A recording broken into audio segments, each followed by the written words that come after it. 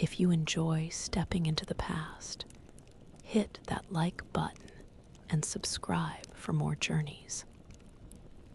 And hey, tell me who should travel next and in what year.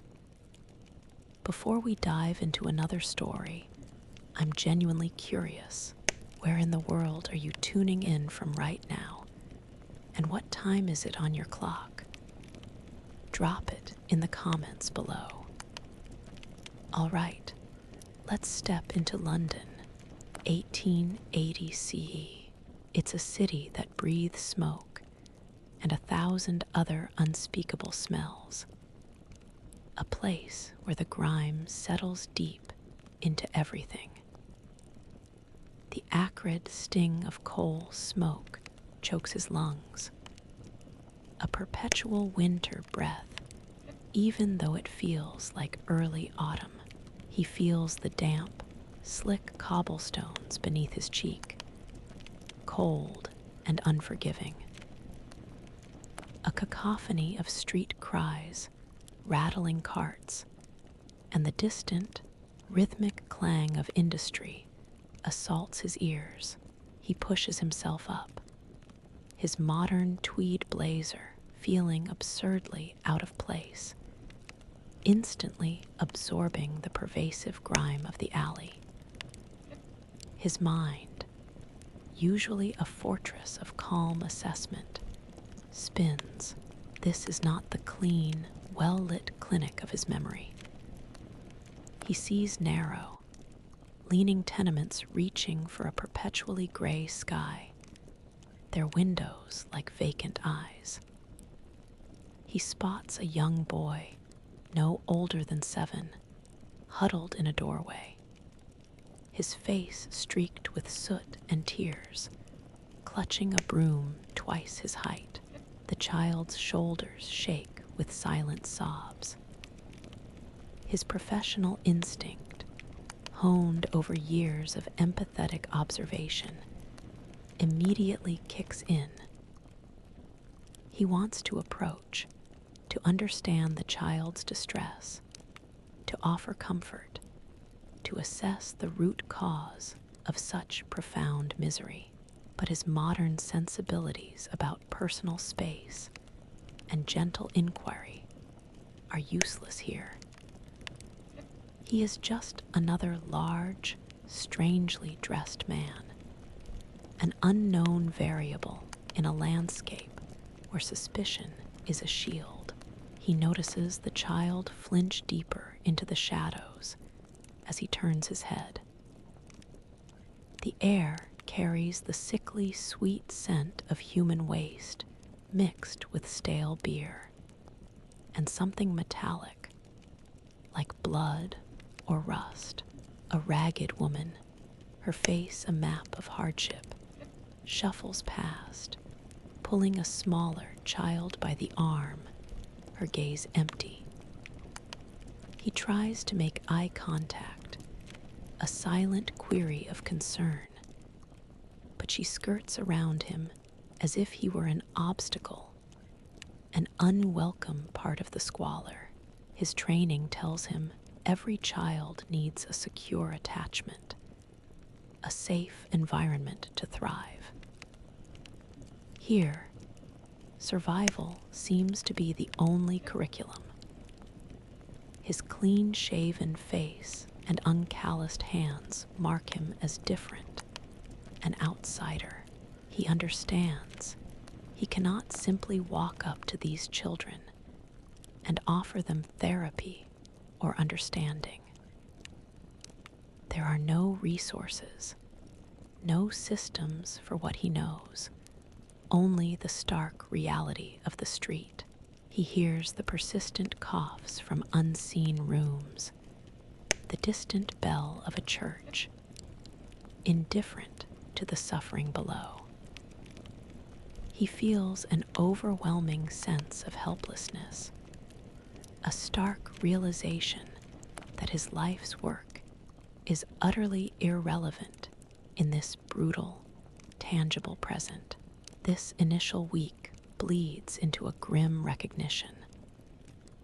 the very foundation of his understanding that children deserve protection and dedicated care for their emotional well-being is a concept alien, even ludicrous, in this relentless struggle for existence. He sees the sheer scale of the unaddressed pain, a silent epidemic his modern mind is equipped to diagnose, but utterly powerless to treat. Not yet. The pervasive stench of damp coal smoke, raw sewage, and something faintly metallic grips his throat. A thick, cloying embrace that no amount of conscious swallowing can dislodge. He feels the damp grit of the infamous London fog settle on his skin, a fine, oily powder that obscures everything beyond an arm's length. The world shrinks to a gray, swirling eddy of muffled sounds and phantom shapes, a stark contrast to the sharp, clinical clarity of his former life. He navigates the unseen alleyways by instinct, his modern sense of direction struggling against the uniform gloom and the twisting, unsignposted paths. His carefully cultivated empathy, a cornerstone of his profession, feels like a vulnerability here. He hears a child's thin, reedy cry, almost swallowed by the fog, and the relentless rumble of unseen drays. His head snaps towards the sound, his psychologist's mind immediately trying to triangulate the source, to assess the distress. Is it pain, fear, hunger? All three, most likely. He stumbles over uneven cobblestones, his inappropriate shoes slipping on the wet grime. A shadow solidifies briefly into a small figure, no older than 9 or 10, shivering in thin clothes, attempting to sweep a pathway clear for a phantom passerby. A futile gesture against the encroaching filth. The child's cough racks his small frame, a harsh, dry sound that speaks of chronic lung distress, a direct consequence of the very air he breathes. His modern medical understanding screams at the systemic neglect, the sheer environmental toxicity silently killing these young bodies. He wants to kneel, to speak gently, to offer a warm meal, perhaps even a basic medical assessment. But he knows from his first week's observations that such an overt gesture from a stranger would be met with fear, suspicion, or perhaps even aggression from any adult nearby. His modern assumptions about childhood innocence and the right to play feel like luxuries from another planet. Here, childhood is a labor sentence, a precarious tightrope walk between starvation and exploitation. He observes the children not as individuals needing therapy, but as tiny, resilient machines programmed for survival, their expressions hardened, their eyes too old. He notes their quick, darting movements, their uncanny ability to disappear into the fog or crowds, their silent communication. He sees a group of them huddling together near a gas lamp, sharing a crust of bread, their bond forged in shared hardship. A primal attachment system he recognizes, stripped bare of sentimentality, He understands that his expertise in developmental psychology is less about intervention and more about observation in this context. A silent, agonizing survey of a world designed to crush the very spirits he was trained to nurture. This week, the fog has not only blurred the city's edges, but also the lines of his purpose. He grapples with the cold, hard reality that his modern methodologies are useless. His very framework for understanding children irrelevant in the face of such raw, unmitigated struggle. He feels a chilling grip of despair, like the damp air seeping into his very bones. Realizing the depth of the abyss, separating his knowledge from any practical application here. The gritty taste of coal smoke is no longer just an intrusion. It's a constant companion, coating his tongue and catching in his throat with every breath. He feels the vibrations of London's relentless industry deep in his bones. A low hum beneath the incessant clatter of iron wheels on cobblestones, the shouts of vendors, and the distant, rhythmic thud of steam hammers. It's a city that never truly quiets, a ceaseless roar that grinds away at his modern sense of peace. He walks with a more practiced gait now, his eyes scanning not for threats, but for patterns. His psychologist's mind, trained to observe nuances in behavior, now dissects the street. He sees children, many of them performing arduous tasks, rag picking, sweeping crossings, selling matches, their small hands chapped and red, their faces etched with a weariness that defies their age. He watches a young girl, perhaps 8, expertly navigate a crowded market street. Her small basket of watercress, a precarious burden, her eyes sharp and constantly assessing, a finely tuned survival mechanism. Her posture, though young, already shows signs of stooping, a skeletal map of her future. His understanding of childhood development clashes violently with this reality. He knows that these children are missing critical stages of play, of secure attachment, of cognitive stimulation, all fundamental for healthy psychological growth. Here, play is a luxury, an often punished distraction from labor.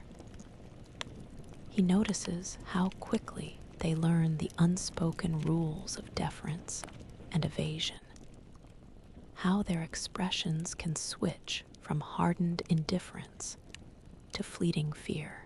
He sees the physical manifestations of malnourishment, the bloated bellies, the bowed legs, the dullness in their eyes, and understands that these are not merely physical ailments, but profound barriers to any form of mental well-being he would recognize. The medical understanding from his era makes it clear these are symptoms of rickets, of tuberculosis, of chronic hunger. His modern assumptions about societal responsibility for children feel utterly alien here. He realizes that in this age, children are often viewed as economic assets, cheap labor, or unfortunate burdens. The idea of intervening in a family for a child's psychological welfare would be met with incomprehension, perhaps even outrage. He feels his professional tools, his empathy, his therapeutic models are like delicate instruments brought to a stone quarry. They are designed for precision, not for brute force against systemic neglect. He watches a child fall, scraping his knee, and his immediate instinct is to comfort. But the child merely picks himself up, dusts off, and continues his task. A lesson in stoicism learned too early.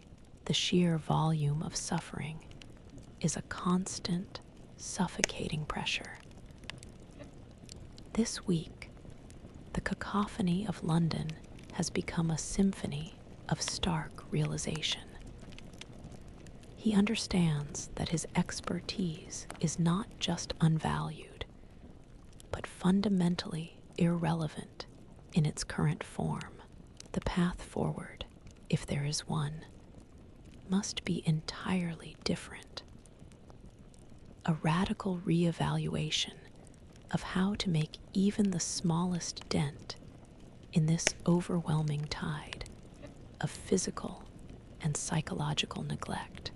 The biting wind, sharper than he remembers from previous weeks, slices through his inadequate modern jacket, carrying with it the pervasive scent of damp wool, human grit, and the faint, acrid tang of coal smoke that seems to settle heavier in the chill.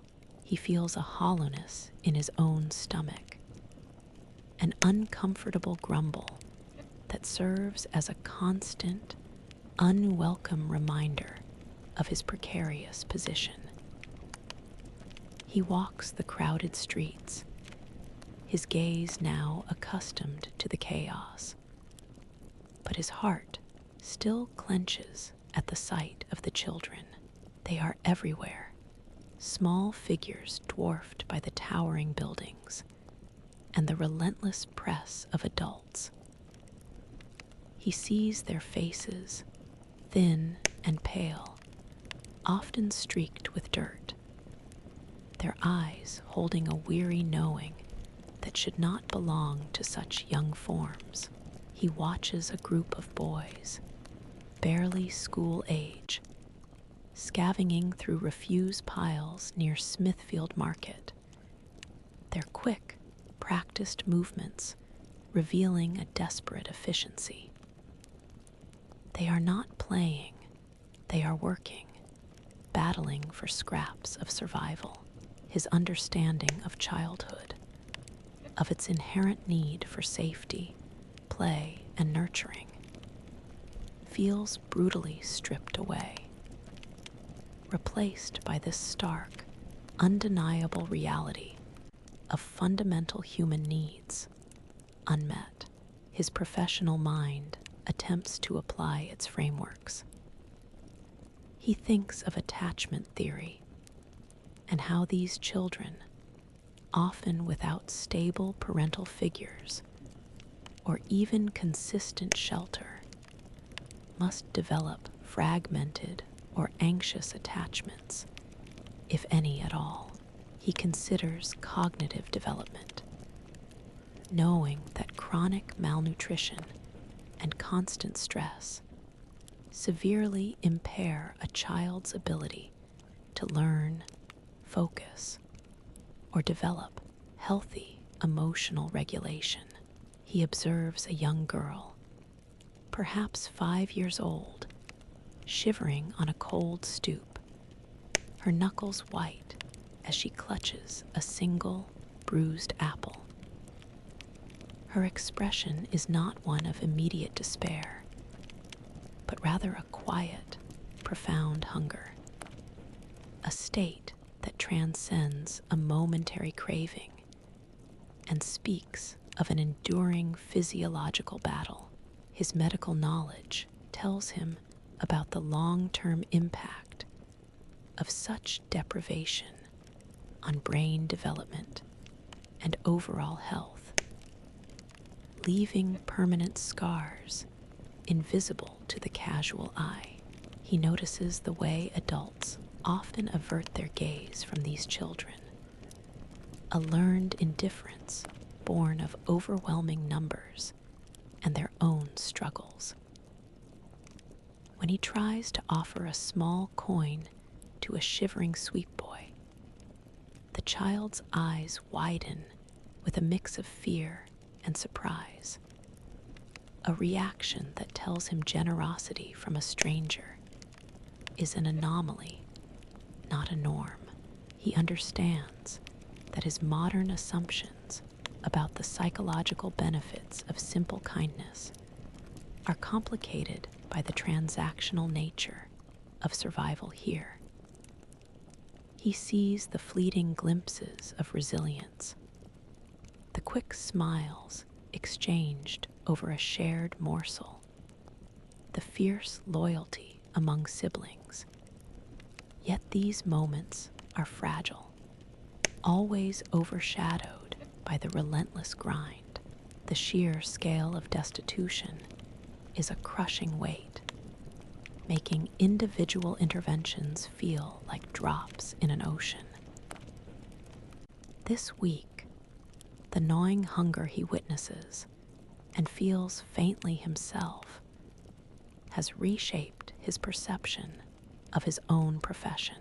He realizes that advocating for children's emotional and mental well-being is a distant, almost frivolous concept when the very foundations of their physical existence are constantly threatened. He understands that before any mind can be healed, a body must first be fed.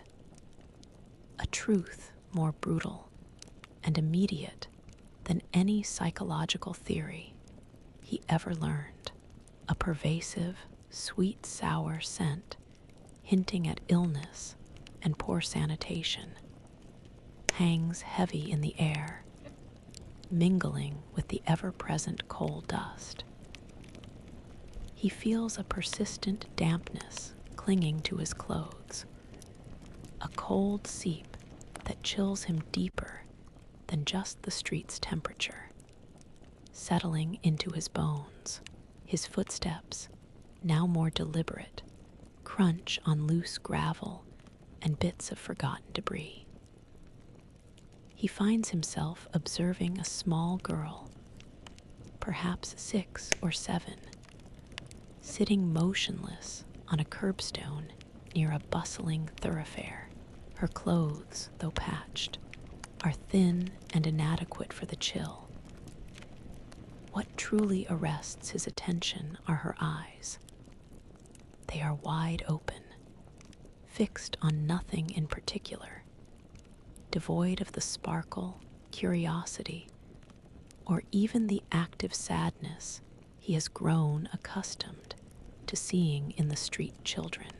There is a profound blankness there, a vacancy that speaks to him more eloquently than any cry. His modern training screams dissociation, trauma response, emotional shutdown. He knows the telltale signs of a child retreating inward, protecting herself from an unbearable reality. His instincts, honed by years in therapy rooms, are to approach gently, to establish rapport, to ask what she is feeling, what she needs. But he knows these concepts are alien. He tries to catch her gaze, to offer a reassuring, empathetic expression. But her eyes, though seeing him, seem to look through him, as if he were just another part of the indistinct, overwhelming backdrop. He recalls the emerging Victorian understanding of child moral weakness or laziness as explanations for poverty and distress.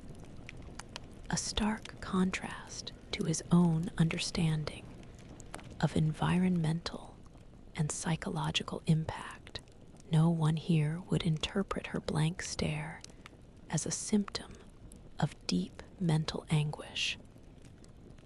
They would see a quiet child, perhaps apathetic or merely resigned. He watches as a passing cart splashes mud near her, and she barely flinches, remaining utterly still. This lack of reactive behavior, this profound stillness in a chaotic environment, is a red flag to his professional eye. He thinks of the neurological pathways impacted by chronic stress, the inability to process emotions or engage with the world when survival is the only imperative. His modern assumptions about children's innate resilience are being severely tested. He sees instead an almost unbearable fragility, masked by an enforced, unnerving passivity. He longs for a notepad, a quiet room, a way to build trust and unpack the layers of silent suffering. Instead, he stands, a helpless observer, the weight of his modern knowledge a burden. This week, the silent stare of that child has burned itself into his memory, revealing a deeper, more insidious suffering than hunger or cold alone. He realizes that even if he could address the physical deprivations, the psychological wounds of this era run deeper than anyone here is equipped to acknowledge, let alone heal. The profound isolation of his understanding feels like a silent scream within him. The sharp, clean, yet sterile scent of carbolic soap, clinging to rough wool and damp stone, is the first thing that hits him. A stark, unsettling contrast to the pervasive urban grime outside. He feels a chill that isn't just from the autumn air, but from the institutional severity of the building itself. A large, imposing structure of gray brick. The rhythmic, dull scraping of countless tiny shoes on wooden floors echoes down a long, whitewashed corridor. He has managed, through sheer persistence, and perhaps his relatively clean appearance, to secure a temporary, unofficial position at a children's charitable asylum, a place known for offering basic shelter and work training to the city's destitute youth. Here, he finds himself observing not the chaos of the streets, but the rigid order of institutional life. He watches rows of children, boys and girls separated, all dressed in coarse, identical uniforms, engaged in repetitive tasks, scrubbing floors, mending fabric, sorting refuse. Their movements are practiced, almost robotic, a stark efficiency born of constant supervision and the threat of reprimand. His modern mind, accustomed to individual expression and tailored education, struggles with this mass uniformity. He observes a boy, perhaps 10 years old, attempting to thread a needle for mending. His brow is furrowed in intense concentration, his small hands trembling slightly from what appears to be malnourishment and fatigue, not a lack of effort. An older supervisor, A stern woman with tightly pulled back hair passes by and raps the boy's knuckles with a ruler. A sharp, unfeeling sound. Idleness, she declares, her voice low but firm, is the devil's workshop. His own professional framework instantly identifies the behavior not as idleness, but as a potential fine motor skill delay, or simply the overwhelming stress of the task, exacerbated by poor nutrition. He knows such punishment only deepens anxiety and self-doubt, fostering resentment rather than genuine learning.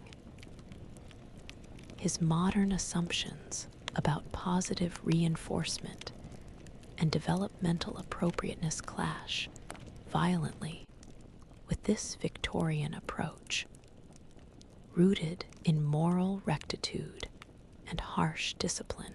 He sees the children develop a quiet, almost invisible defiance, a way of existing within the rules while emotionally detaching.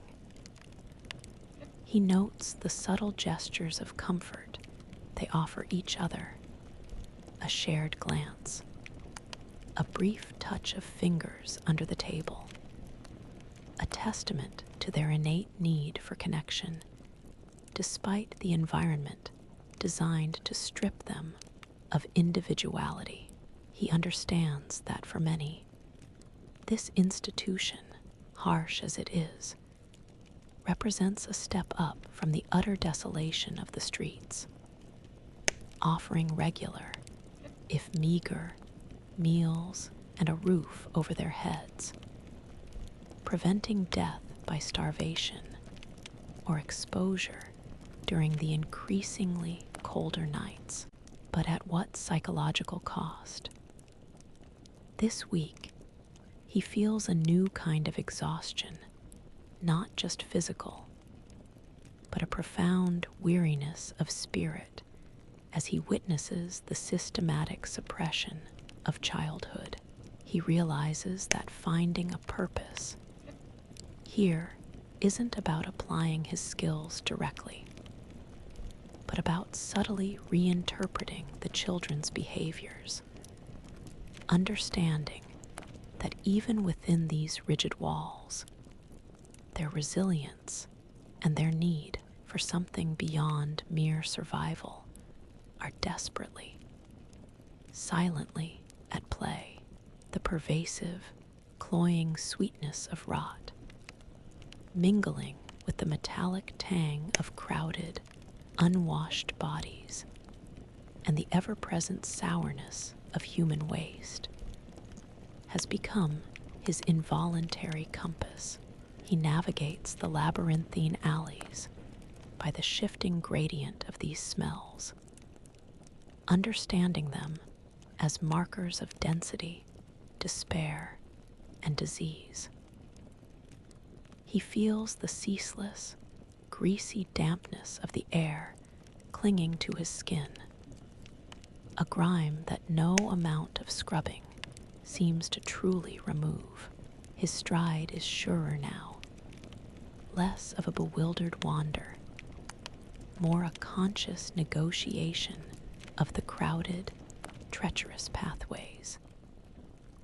He has learned to read the subtle semaphore of the streets, the hurried avoidance of a particular corner, the sudden hush of children's games at the approach of a certain figure, the way eyes dart, and then fix on a distant point to avoid unwanted attention. His psychologist's training, once a tool for understanding individual psyches, has transmuted into a keen observational skill for urban survival. He understands crowd dynamics, the nonverbal cues of aggression or fear, the patterns of territoriality that define who owns a stretch of pavement. He notices how the younger children, often left to fend for themselves, develop an almost preternatural awareness of their surroundings, their senses heightened to danger and opportunity.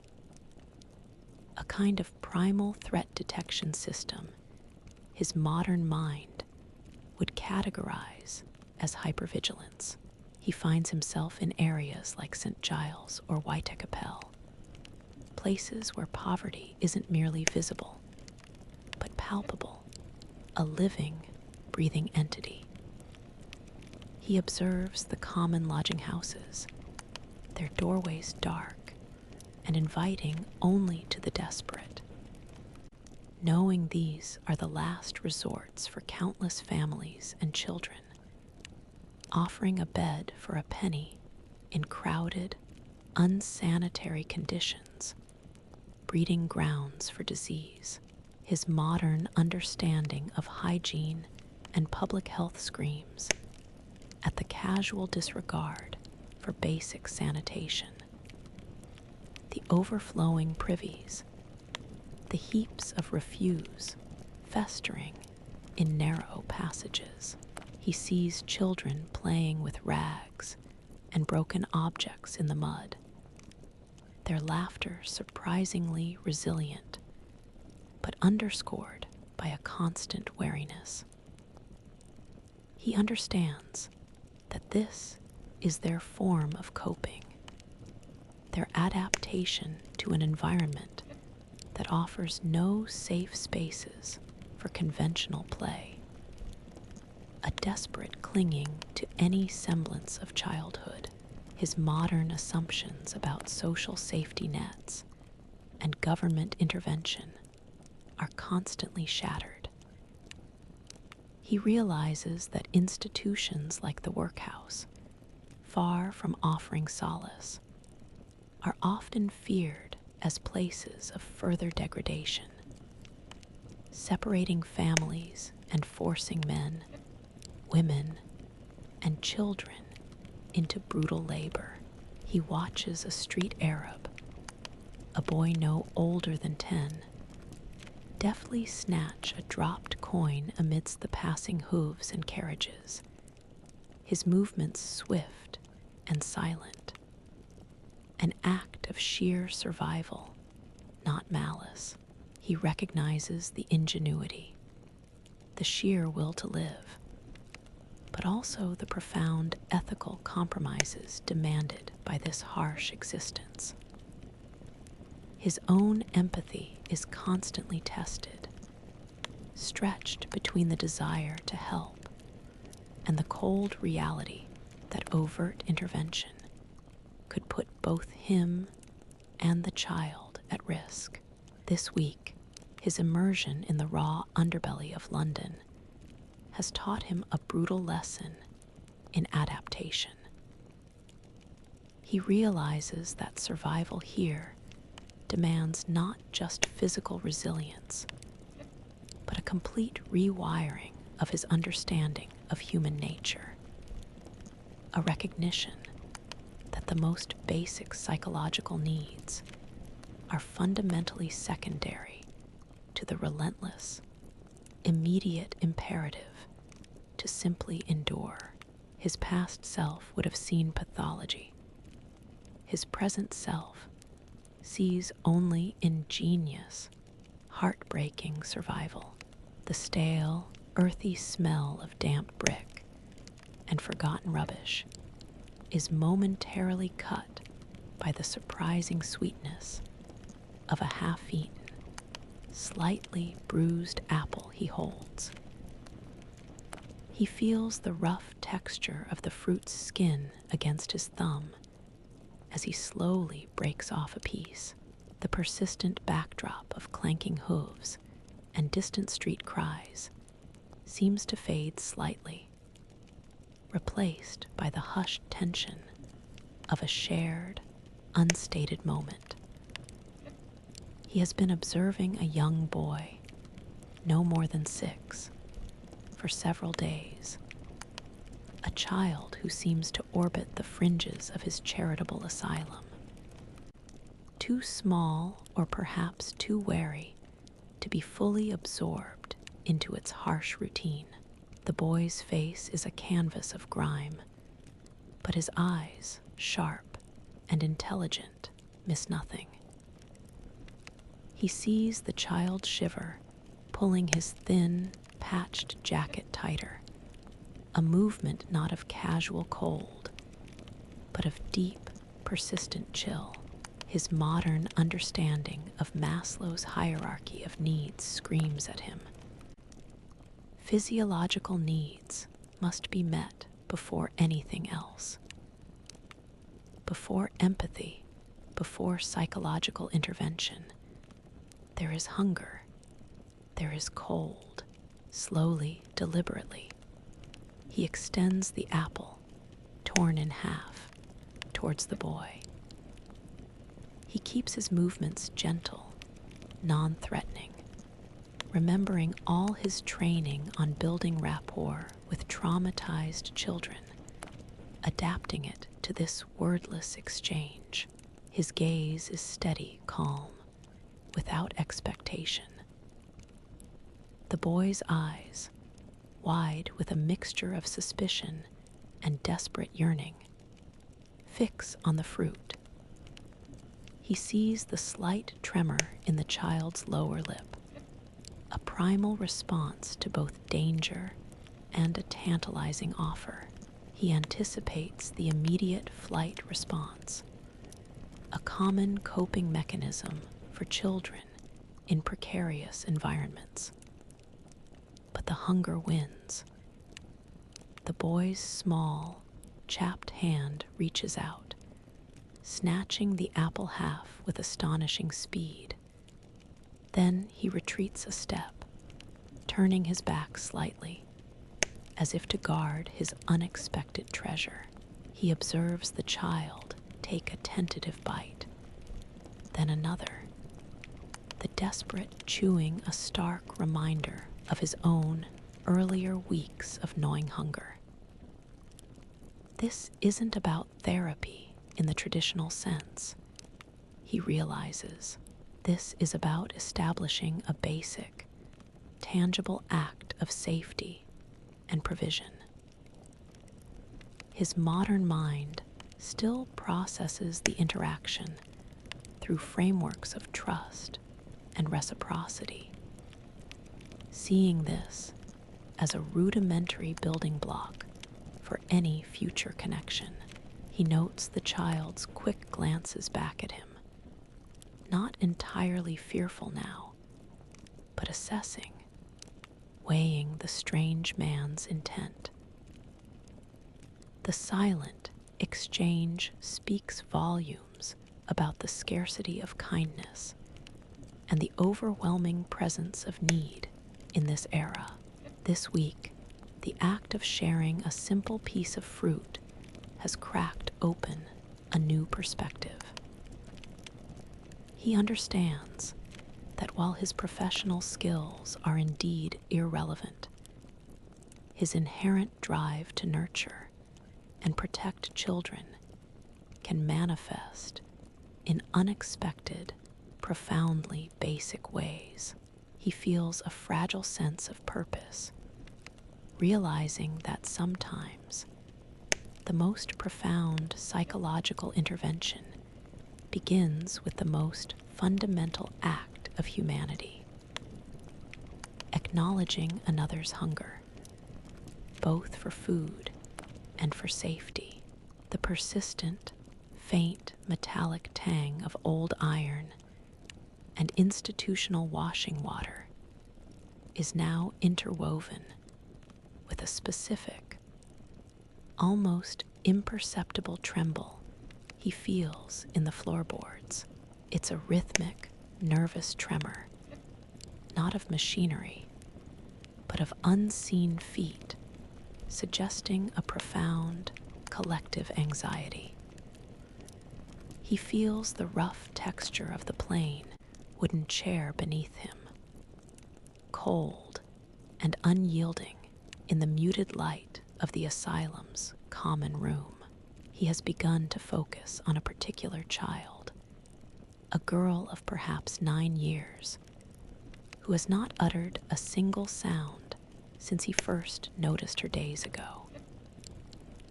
The other children, though subdued, manage whispers, murmurs, or the occasional sharp cry, but she remains entirely silent.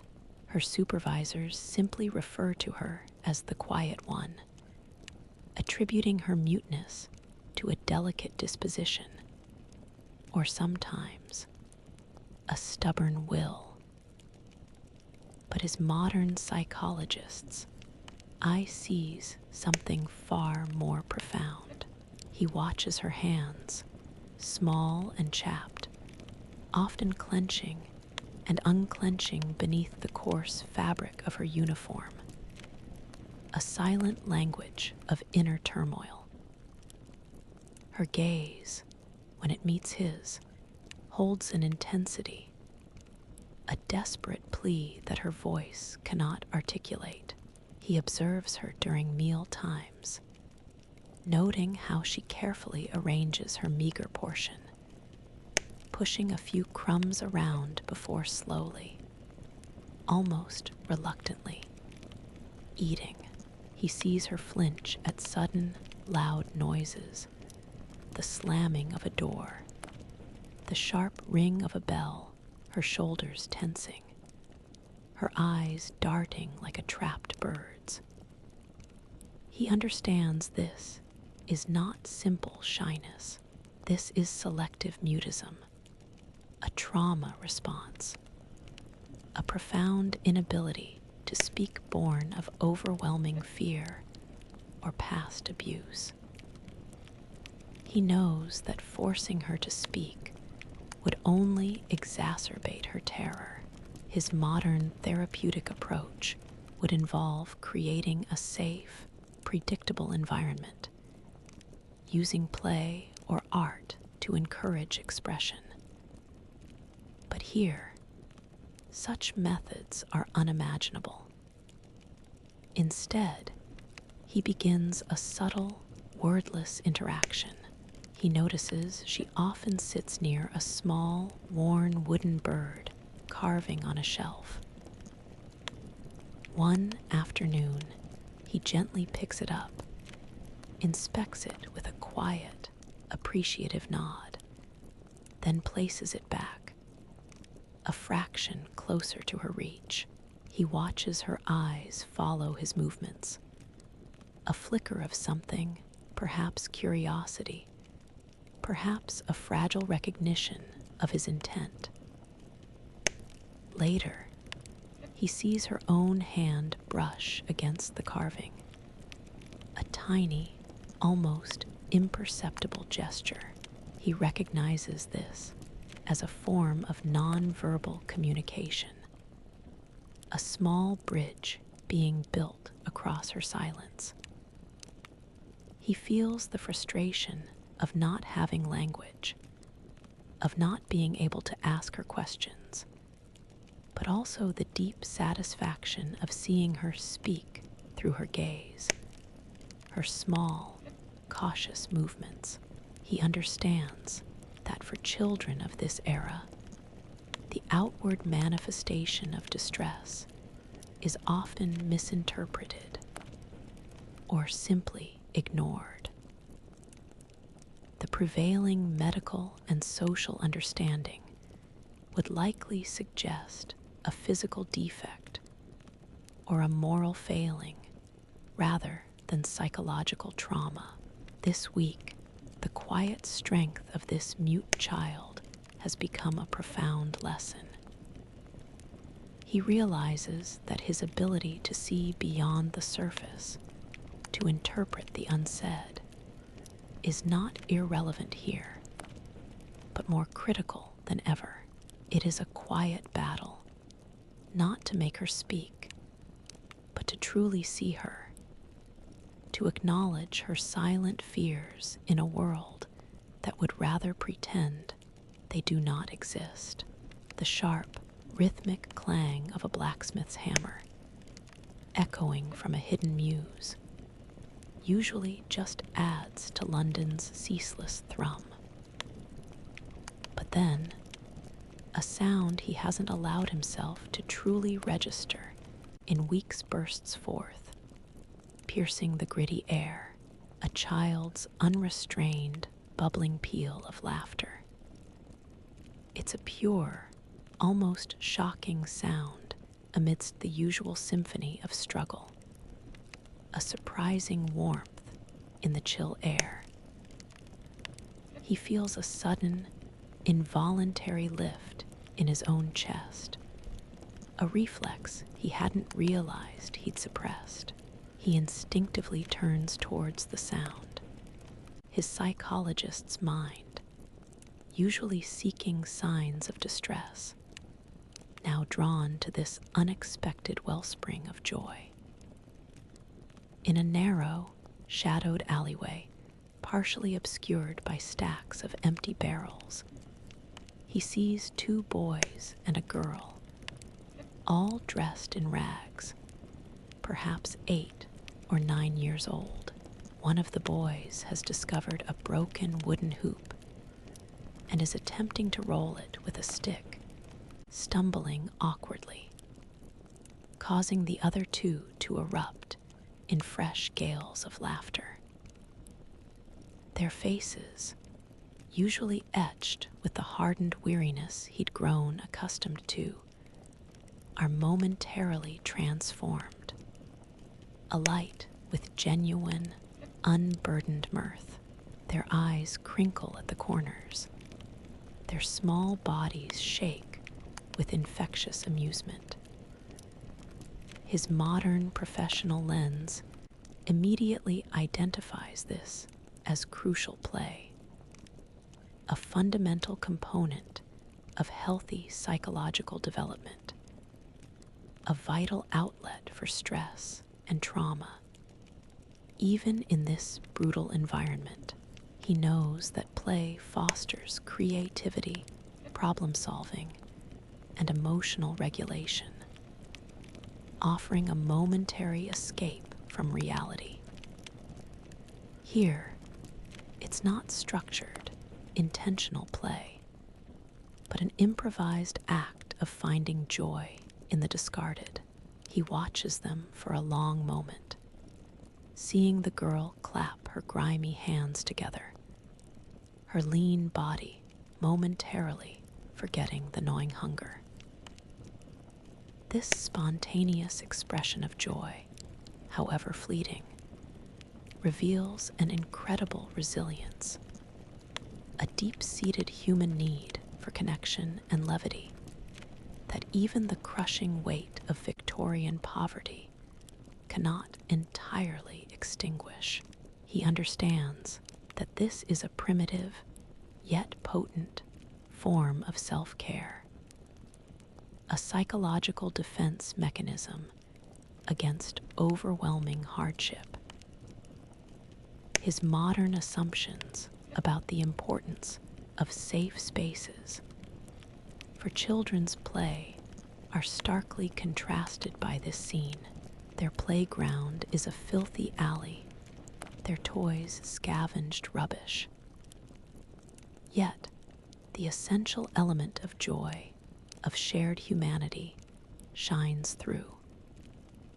He notes the subtle shift in their posture, the way their shoulders relax, their guard momentarily dropped, the fleeting image of them, mud-streaked and grinning, playing with nothing, burns into his memory.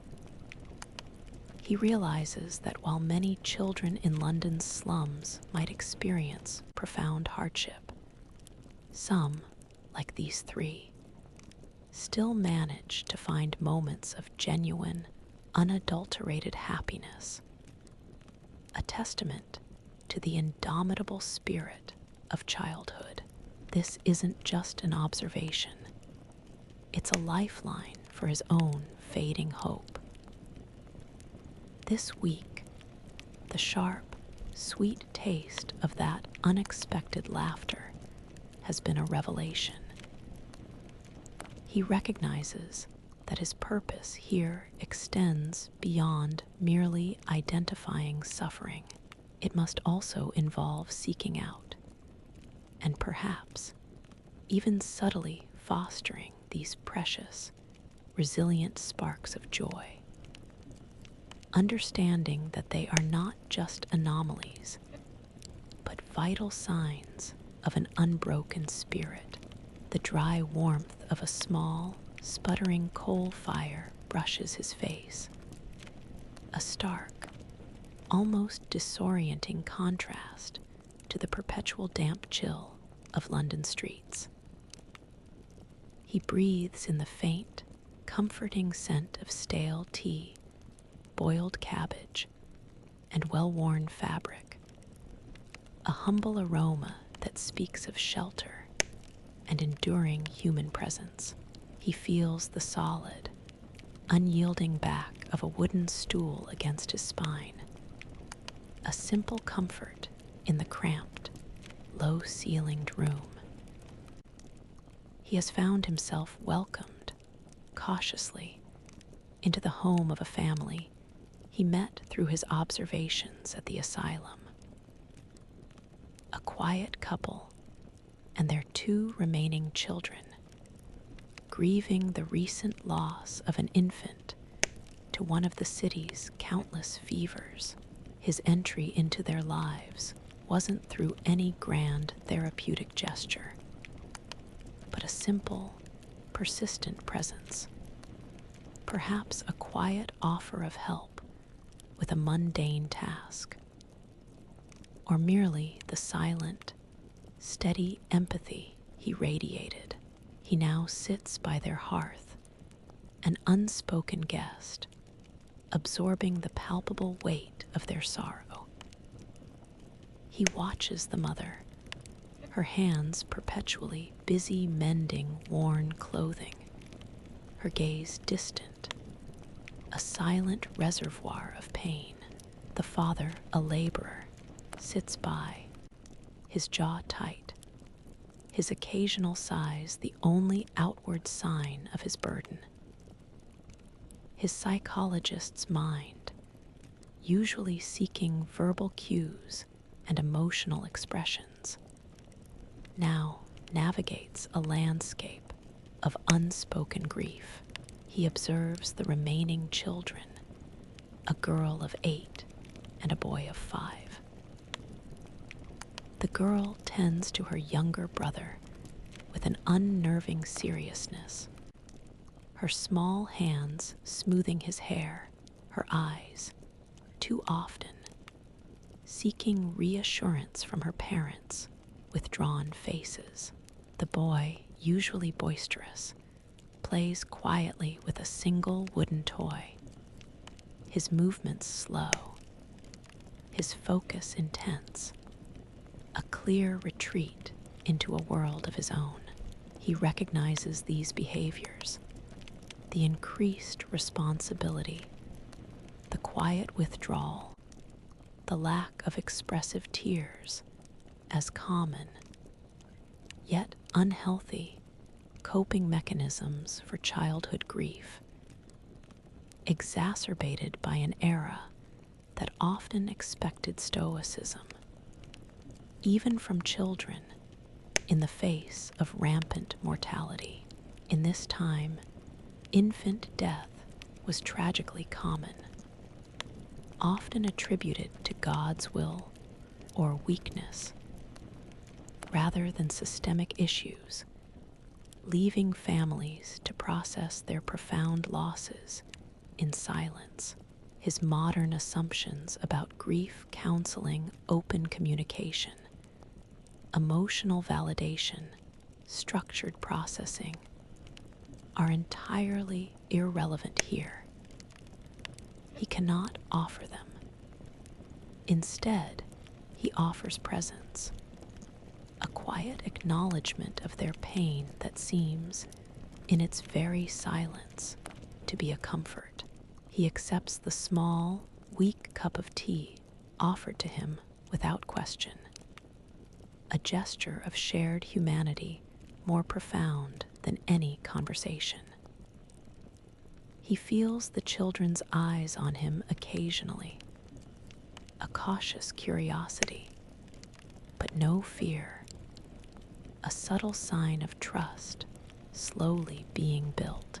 He understands that simply bearing witness, without judgment or expectation, can be a powerful, if unscientific, form of support.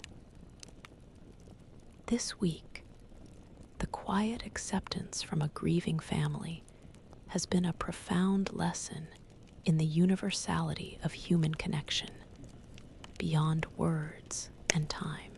He realizes that sometimes the deepest therapeutic intervention is not about what he does, but simply about who he is, a compassionate, steady presence in the face of unbearable pain, a human anchor in a world adrift in sorrow.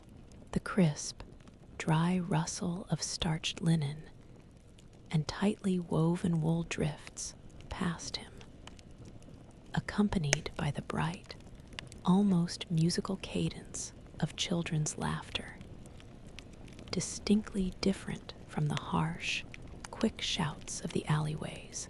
He feels the smooth, cold iron of a decorative fence beneath his fingers, a physical boundary between worlds, as he observes a scene entirely unlike the ones he's grown accustomed to.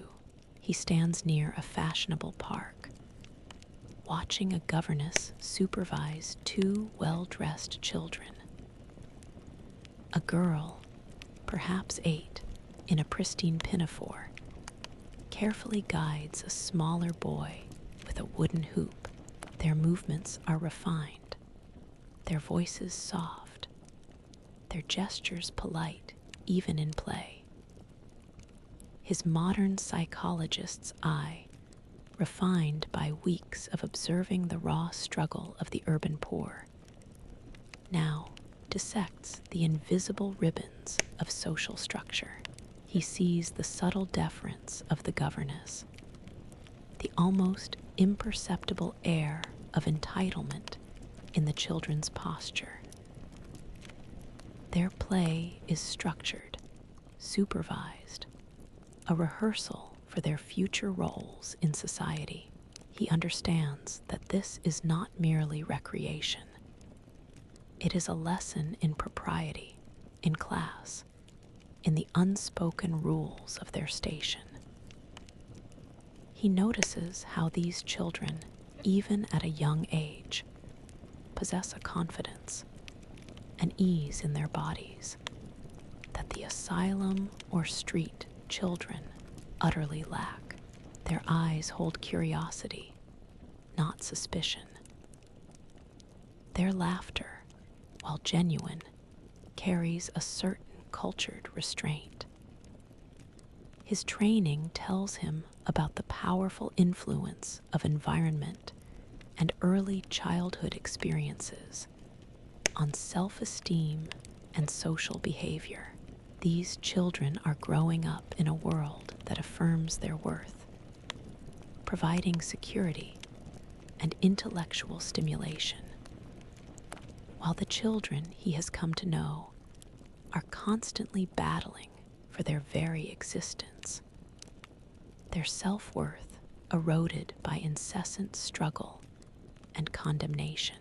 His modern assumptions about universal access to education and nurturing environments highlight the chasm between these two childhoods. He recognizes the beginnings of social anxiety in the way the lower-class children shrink from bolder, well-dressed youths. Later, returning to the poorer districts, he observes the invisible ties thereto. He sees the fiercely protective huddle of siblings, the quick, knowing glances between street sellers, the unstated pecking order within a gang of rag pickers. These are not ribbons of silk and etiquette, but coarse threads of survival, loyalty, and shared hardship. He watches how older children, barely teenagers, take on parental roles for their younger siblings, their gestures a mix of firm authority and tender care, a deep, practical attachment forged in necessity. He realizes that while the explicit social hierarchy of Victorian England is stark, the implicit social ties, the bonds formed by shared circumstances, are equally powerful, dictating behavior, shaping identity, and providing crucial, if informal, networks of support. His ability to interpret these unspoken social contracts, to see the emotional architecture beneath the grime, becomes a crucial part of his adaptation. This week, he feels the weight of these invisible social ribbons, seeing how they bind children from their earliest breaths, dictating their paths, shaping their very souls. He understands that advocating for children's rights here is not merely about providing food or shelter, but about challenging an entire societal framework that implicitly assigns value and opportunity based on arbitrary birthright. A psychological injustice woven deeply into the fabric of the age, the comforting aroma of brewing tea, a hint of sugar, and the faint, sweet scent of newly baked bread fills the small, warm room, enveloping him like a soft blanket. He feels the smooth, slightly chipped rim of a teacup against his lips, the simple warmth seeping into his hands. A gentle hum, the quiet murmur of a family at ease, forms a soothing backdrop, profoundly different from the city's relentless clamor. He sits in the modest home of the family he befriended, no longer a cautious observer, but a quiet participant. The children, the 8-year-old girl and 5-year-old boy, move around him with an increasing lack of self-consciousness. The mother offers him a slice of bread, her gaze soft, a silent invitation to truly belong, however temporarily. He notices the subtle changes in the children's expressions. The girl's shoulders are less hunched. Her eyes, though still carrying a shadow of past sorrow, hold a flicker of youthful curiosity when she glances at him. The boy, once withdrawn, now occasionally pushes his wooden toy closer to the edge of the table, a silent offering of shared play. His psychologist's mind, always seeking patterns of attachment and connection, observes this unfolding scene with a profound sense of recognition. He sees the powerful impact of a stable, albeit humble, environment on a child's psychological well-being. This family, despite their grief and hardship, offers a consistent presence, a fundamental safety net that is often absent for the children of the streets or the harsh asylums. He notes how the children, when feeling safe, are more inclined to explore, to show vulnerability, to engage with the world around them. This is the bedrock of secure attachment, something he would advocate for fiercely in his own time. Here, it manifests as a quiet, enduring resilience. He understands that simply providing a sense of belonging, a consistent, non-judgmental adult presence, is a powerful, unspoken form of therapy. His modern assumptions about the need for formal interventions are continually refined. He realizes that in this era, connection itself is a profound healing force. He finds himself subtly adjusting his posture, his breathing, aligning himself with the quiet rhythm of their home, unconsciously mirroring their calm. He watches as the mother, without a word, reaches out and gently smooths the boy's hair as he plays. A simple, tender gesture that speaks volumes about their bond. He feels a deep sense of connection, not just as an observer, but as someone genuinely seen and accepted. The shared silence is not empty, but full of understanding, a non-verbal affirmation of a burgeoning friendship. This week, the quiet tea and gentle hum of belonging have opened a door within him, offering a glimpse of true, reciprocal human connection in this stark world.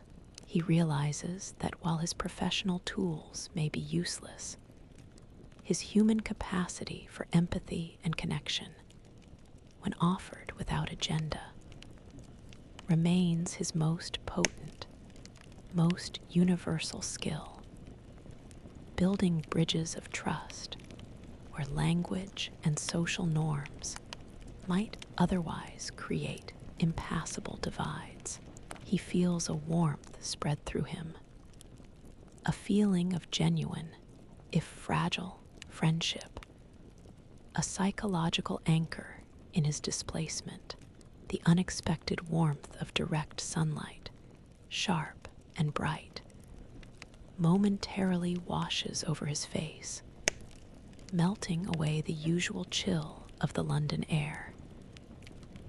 He breathes in a faint, surprising scent, damp earth, and something green, almost floral, a stark, gentle contrast to the ever-present stench of coal and waste. He feels the rough, porous texture of old, sooty brick beneath his hand as he leans against a wall, disoriented by this sudden, quiet beauty.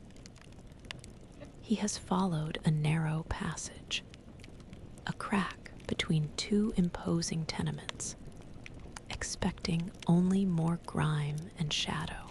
Instead, it opens into a tiny, almost hidden courtyard. Here, amidst the pervasive soot, a small, defiant patch of green bursts forth. There are scraggly rose bushes, their last few blossoms clinging on, and climbing ivy attempting to reclaim a crumbling wall. A few well-worn flagstones form a path, and a wooden bench, surprisingly clean, sits tucked in a corner. The quality of light here is different, softened by the surrounding buildings, yet still golden.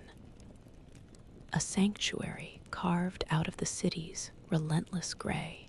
His modern psychologist's eye immediately registers the profound impact of such a space. He understands the vital importance of nature, even a minuscule patch of it, for a child's mental and emotional development. Green spaces reduce stress, foster imaginative play, and provide a sense of calm. He watches a young child, perhaps no older than 4, from the adjacent tenement, timidly patting a patch of moss with a small, dirty hand. Her expression one of pure, unadulterated wonder. This is a rare, precious moment of unburdened engagement, a sharp contrast to the hypervigilance and hardened expressions he sees on the streets. He observes how the child's entire demeanor shifts, her small shoulders dropping, her breathing visibly evening out. He considers how his modern theories on biophilia, the innate human connection to nature, would be completely alien in this era. For the children here, a patch of green is not a therapeutic tool, but a magical anomaly, a fleeting escape. He thinks of the crowded conditions in the rookeries, the sheer lack of any open space for children to play or even breathe clean air, contributing to widespread respiratory illnesses like bronchitis and consumption, problems his modern medicine understands far better. He recognizes the ingenuity, perhaps, of a philanthropic landlord or a determined resident in carving out this tiny oasis. It's a testament to the enduring human need for beauty and tranquility, even in the most unforgiving environments. He notices the muted sounds here, the distant roar of the city softened to a distant hum, allowing for a rare moment of inner quiet. This week, the unexpected discovery of this hidden garden has been more than a visual reprieve. It has been a profound psychological lesson.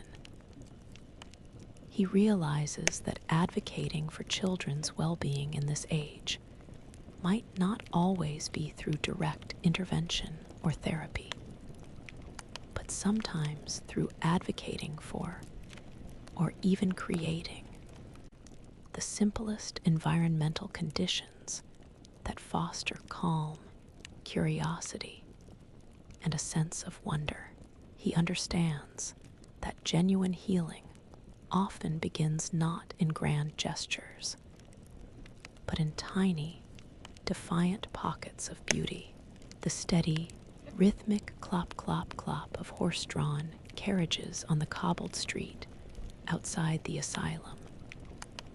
A sound that once felt alien and jarring now registers as a familiar part of London's pulse. He feels the worn wood of the bench beneath his hand, solid and familiar, no longer a foreign surface, but a point of quiet anchor in the day's routine. He breathes in the faint, persistent scent of institutional lye and stale gruel. Yet, it no longer causes an internal recoil. It has become the backdrop to his purposeful hours. He finds himself moving with less hesitation, his movements within the asylum's stark walls more fluid, less like a bewildered outsider. His initial sense of utter irrelevance has begun to recede, replaced by a quiet, determined focus. He spends his days observing not just the children, but the rhythms of the institution, the personalities of the supervisors, the unwritten rules that govern this enclosed world.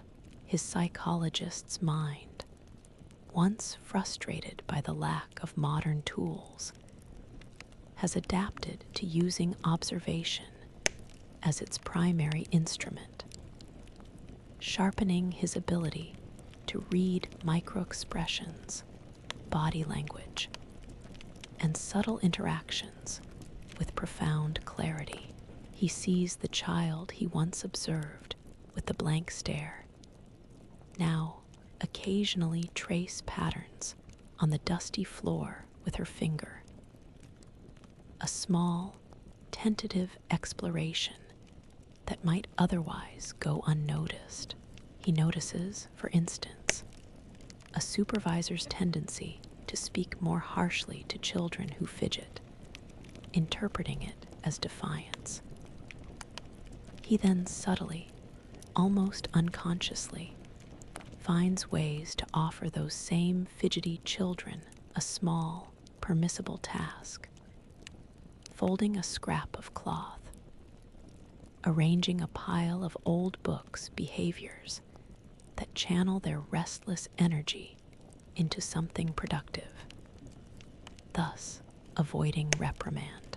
He knows this isn't therapy in its conventional sense, but it is a direct application of his understanding of child psychology, redirecting behavior, fostering a sense of accomplishment, and preventing negative reinforcement. His modern assumption that all children seek positive engagement finds a practical, if covert, outlet here. He observes how these small interventions lead to a slight softening in the children's demeanors, a fleeting moment of relief in their tense bodies. He also begins to recognize patterns of illness that align with his knowledge of public health. The widespread coughs and chronic lung issues in the colder months are clear indicators of tuberculosis and other respiratory ailments, exacerbated by the poor ventilation and sanitation. He can't treat them, but he can, for instance, subtly suggest airing out a room or ensuring a child receives an extra portion of the meager, if unappetizing, gruel if he notices a particular weakness. These are small battles fought on the periphery, often unseen by those around him.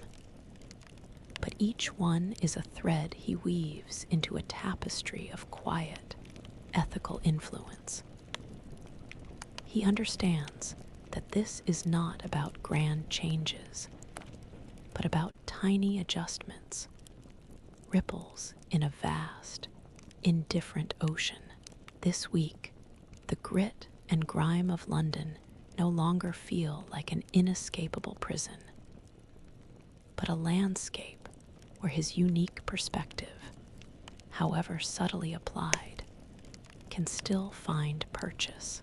He feels a deliberate, purposeful breath filling his lungs, no longer just surviving, but actively, quietly, and effectively shaping a tiny corner of this challenging world. One child, one interaction at a time. He understands that his expertise isn't lost, merely transformed.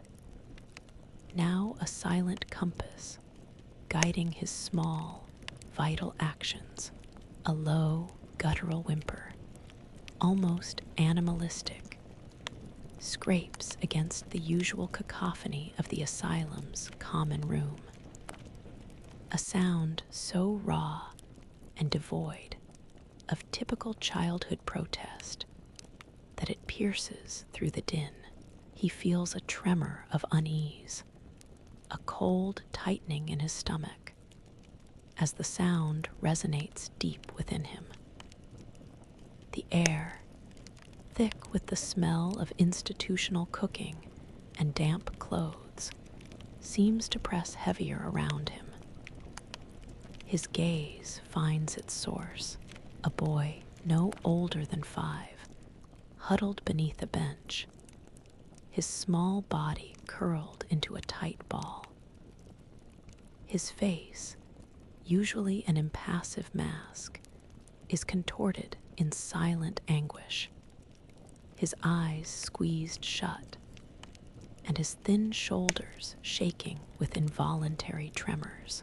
The whimpers are not a plea for attention, but an unbidden release of profound terror. This isn't the blank stare of dissociation, nor the active defiance he's learned to navigate. This is primal, unadulterated trauma, ripping at the boy's very core. His psychologists training screams for immediate, specialized intervention. He recognizes the classic signs of severe emotional neglect or abuse, the involuntary vocalizations, the regression to a fetal position, the complete withdrawal from the environment. He knows the neurological pathways being carved by this terror, the long-term impact on attachment, trust, and self-regulation. He thinks of his modern tools, play therapy, cognitive behavioral techniques, a safe, nurturing environment. Here, a passing supervisor merely glances, then shrugs, dismissing the boy as troublesome or prone to fits. The prevailing Victorian belief in breaking a child's will, or that a child's emotional distress was a sign of moral failing, stands in stark, horrifying contrast to everything he knows. This neglect isn't just passive, it's actively misunderstood and, by extension, perpetuated. He approaches slowly, deliberately, keeping his body language open, non-threatening. He kneels a respectful distance away, offering a silent, steady presence. He doesn't touch, doesn't speak, knowing any sudden move could trigger a deeper panic. His modern assumptions about direct empathy and verbal reassurance feel useless. Instead, he simply exists in the boy's space, a quiet, non-judgmental anchor. He observes the boy's slight flinch when another child laughs loudly nearby, the way he digs his fingers into the rough wood of the bench, as if trying to merge with it. He feels an overwhelming surge of frustration, a burning rage at the injustice of it all, at the sheer ignorance that allows such profound suffering to fester, unacknowledged and untreated. He considers how his own time eventually established societies for the prevention of cruelty to children, a direct response to this very widespread, unaddressed plight. This week, the boy's haunting, wordless cry has torn at the very fabric of his adapted conscience. He realizes that while he has found ways to subtly influence, to mitigate, and to offer small comforts, there are some wounds so deep, so profound, that they expose the utter impotence of his advanced knowledge in this anachronistic reality.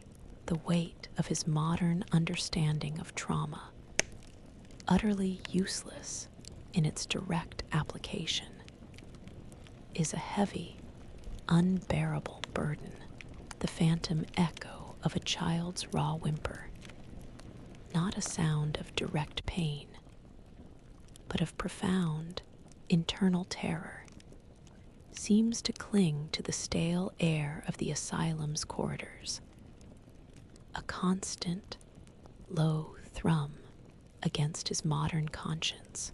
He feels a physical ache in his chest, a heavy, persistent pressure that has nothing to do with fatigue and everything to do with the burden of knowing. The rough, worn fabric of his borrowed coat feels like a cage, restricting his desire to act.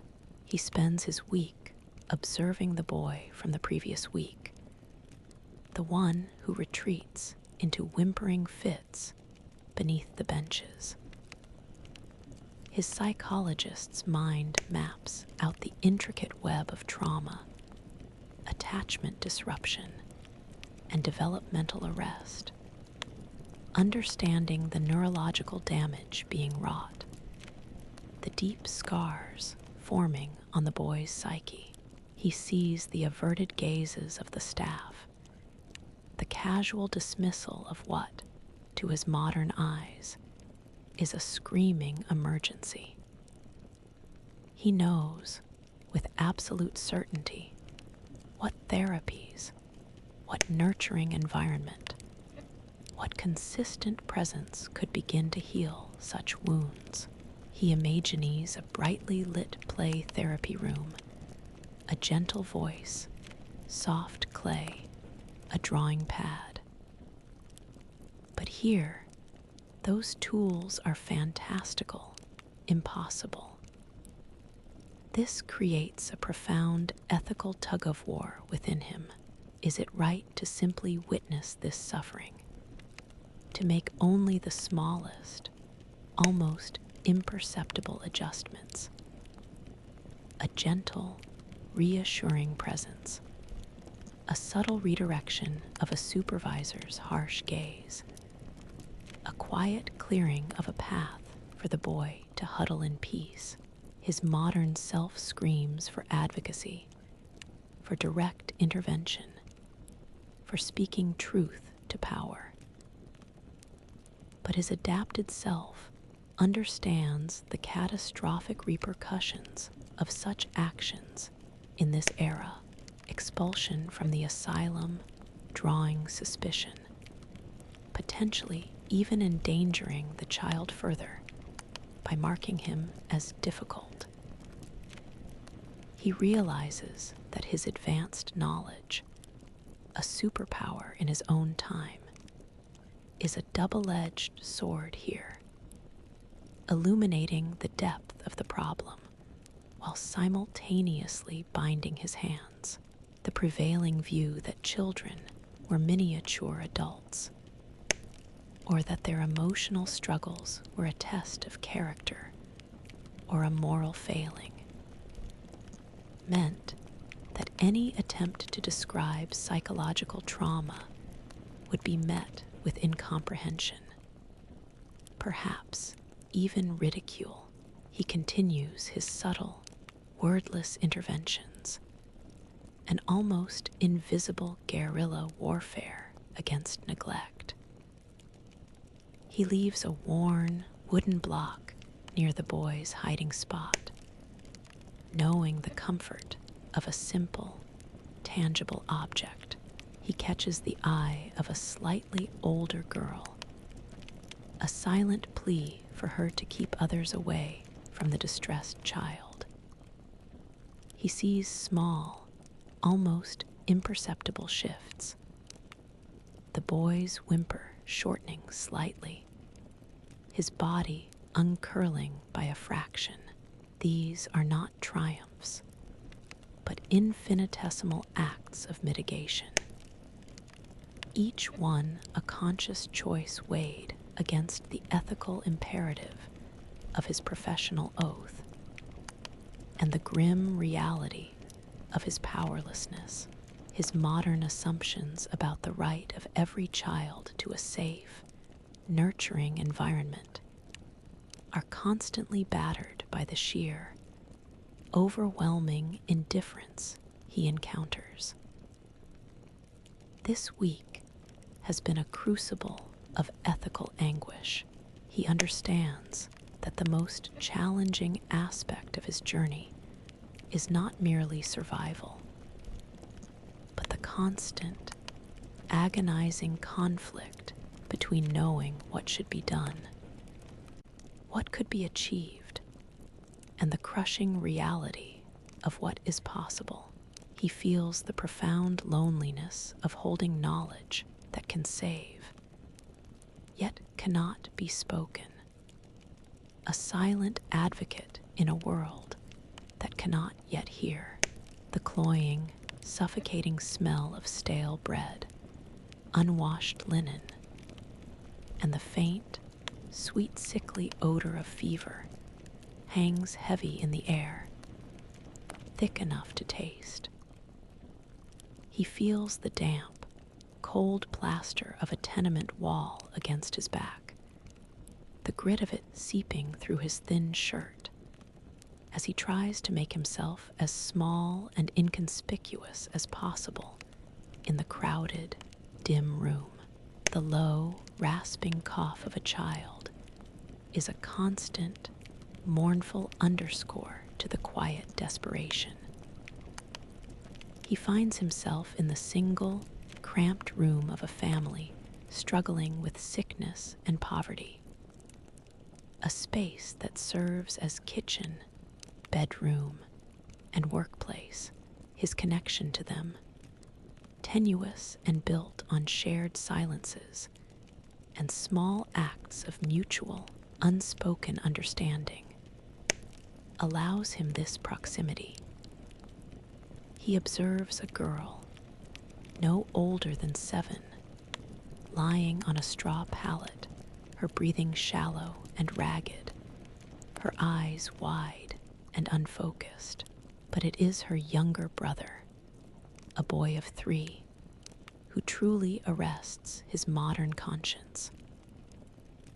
The child sits nearby, listlessly tapping a broken shard of pottery against the floor. His eyes, when they occasionally meet his sister's, hold a peculiar blankness, a lack of reactive distress that, to his modern training, screams detachment and emotional numbing, profound indicators of psychological trauma in early childhood. He remembers the girl he observed with the blank stare weeks ago, seeing a similar, unsettling emptiness.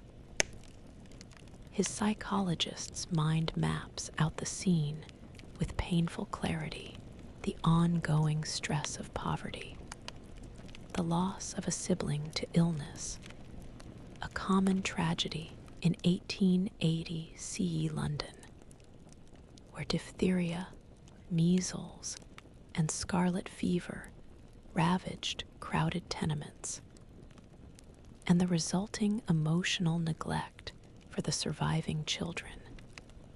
As parents grapple with their own grief and the struggle for survival, he knows that the boy's apparent indifference is a defense mechanism, a retreat into himself to cope with an unbearable reality. He understands that this early trauma, left unaddressed, will warp his attachment patterns, his emotional regulation, his very capacity for connection, forming the bedrock for future psychological struggles. His modern assumptions about mandated child welfare checks and early intervention are a cruel phantom here. No one in this age would see the boy's blankness as a problem, merely a quiet child. They might even consider it a blessing compared to a crying one. He longs to offer specific interventions, comforting touch, simple play to help process grief, a consistent, reassuring presence. But even if he could articulate these needs, the family's focus is on the sick child, and their resources, both emotional and physical, are stretched to breaking point. His presence is a privilege, not an opportunity for overt action. He offers a silent, steady gaze, a non-judgmental presence, an anchor in the storm of their sorrow. Knowing it is the most he can offer without disrupting their fragile existence or risking his own ability to remain in this hidden corner of their lives. He feels the weight of his unspoken knowledge, a profound burden, an ethical crossroads where his professional oath clashes with the brutal limitations of this era. He understands that any word, any gesture beyond what is subtly accepted, could break the delicate trust he has painstakingly built. This week, the quiet suffering of these children and the boy's chilling detachment have placed him at a profound moral crossroads. He grapples with the terrifying burden of knowing what could heal, yet being utterly powerless to enact it. He realizes that his own survival and his ability to offer even the smallest, most covert forms of support depends on a constant, agonizing negotiation with the limits of his unspoken, advanced knowledge. The biting cold of a late autumn wind whips down the narrow street, carrying with it the familiar, cloying scent of horse manure and damp earth. But a new, almost metallic taste of resolute determination settles on his tongue. He feels the rough, cold texture of his tweed jacket, now patched and worn, a stark uniform in this unforgiving city. The perpetual rumble of carts and distant shouts no longer feels overwhelming. It has become the background score to his internal monologue, a relentless pulse demanding action. He has spent weeks grappling with the ethical dilemma, the agonizing chasm between his advanced knowledge and the brutal reality of Victorian indifference. The image of the whimpering boy beneath the bench, his small body a canvas of unaddressed trauma, burns in his mind. He cannot unsee it, cannot unknow what he knows about the intricate, fragile architecture of a child's developing mind. He understands that the widespread emotional suffering he witnesses daily, from the blank stares of neglected infants to the hardened eyes of street children, is not merely a consequence of poverty, but a profound psychological wound, ignored and often exacerbated by the harsh societal norms of the time. The prevailing notion that children were resilient, or that hardship built character, directly contradicts every principle of developmental psychology he champions. His modern assumptions about the inherent rights of children to safety, to nurture, to a childhood free from exploitation's scream at the injustice. He has navigated the constraints, learning the subtle art of silent observation, of indirect influence. But the sheer weight of what he could do, the potential for even incremental improvement, has reached a breaking point. The risk of detection, of being branded a meddler or an eccentric, of losing his tenuous foothold within the asylum is immense. He knows that any overt attempt to introduce modern psychological concepts would be met with scorn, perhaps even hostility, from the stern supervisors and the practical-minded charitable patrons who focus on basic survival and moral instruction. Such ideas would seem fantastical, even dangerous, in a world where children were often seen as property or labor. Yet, he feels a quiet, profound shift within him. He realizes that while he cannot implement a full-scale modern therapeutic program, he cannot, morally, remain entirely passive. His profession, his very identity, compels him to advocate, to protect. He decides that the subtle nudges, the silent observations, are no longer enough.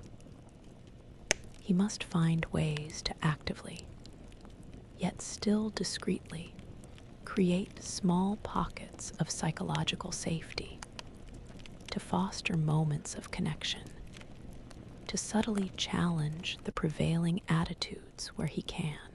This isn't about grand revolution. It's about micro-interventions, calculated risks, each one a quiet promise whispered to himself and to the silent children he observes. He starts with the firm, internal resolve to seek out specific opportunities, however small, to bridge the gap between their stark reality and the potential for a more humane, understanding approach. He will use his knowledge of behavior and motivation to subtly shift dynamics, one interaction at a time. This week, a silent, weighty promise has been made, not to change the world, but to fiercely, ethically, and intelligently engage with it, regardless of the stifling risks. He understands that while the external chains of this era bind his actions, his internal commitment to the well-being of children remains unbroken. A fierce, quiet beacon guiding him through the pervasive gloom. The faint, acrid scent of disinfectant, usually a symbol of cleanliness, now feels heavy with the unaddressed suffering it tries to mask. He feels the smooth, worn surface of a small, polished wooden block, an innocuous piece of scavenged kindling, nestled in his palm, its texture a quiet anchor against his racing thoughts. The constant drone of activity within the asylum, a low hum of voices and shuffling feet, seems to hold its breath around his deliberate movements. He has been observing the boy who retreats into whimpering fits, the one whose small body still shakes with unspoken terrors. Days have turned into weeks, and the primal cry, though often muffled, remains a haunting presence. His professional conscience, fortified by his recent internal commitment, demands action beyond passive witness. He understands that for a child experiencing such profound dysregulation, a sense of predictability and a safe, personal space are paramount, even in the absence of a therapist's couch. He knows that sensory comfort and a sense of agency, however small, can begin to counteract the paralyzing effects of trauma. He He notices that the boy often seeks refuge under a specific, seldom used workbench in the corner of the common room. A dark, confined space. His modern mind immediately identifies this as a self-soothing mechanism, a desperate attempt to create a secure base. During a quiet moment, when the supervisor's attention is diverted by the distribution of supper, he makes his move. He approaches the workbench with a casual air, his movements fluid and unhurried. He subtly shifts a large, empty sack of potatoes, partially obscuring the front of the makeshift den, creating a more secluded, less exposed retreat. Then, without looking directly at the huddled boy, he gently slides the small, smooth wooden block onto the floor just inside the opening. A silent offering, a tangible item for the boy to focus on, to hold, to ground himself with. He then retreats, his heart pounding a subtle rhythm against his ribs. He watches from a distance, affecting an air of detached observation, as the boy's head slowly, cautiously, emerges from his fetal position, his eyes, still wide with a residue of fear, fix on the block. He sees a small hand, trembling slightly, reach out, not to push it away, but to tentatively touch its smooth surface. A flicker of curiosity, then a slow, deliberate grasp. It's a tiny, almost imperceptible gesture, but to his expert eye, it is monumental. An engagement, a choice, a moment of self-directed interaction with a safe object. He understands that this simple act, born of his modern psychological insight, is an attempt to bypass the verbal barriers, to speak to the boy's nervous system directly. He realizes the risk he has taken, an unsanctioned alteration of the institutional environment, a subtle intervention. But the potential for even this small shift in the child's internal landscape feels worth it. This week, the quiet placement of a single wooden block has felt like the most profound act of his professional life in this new world.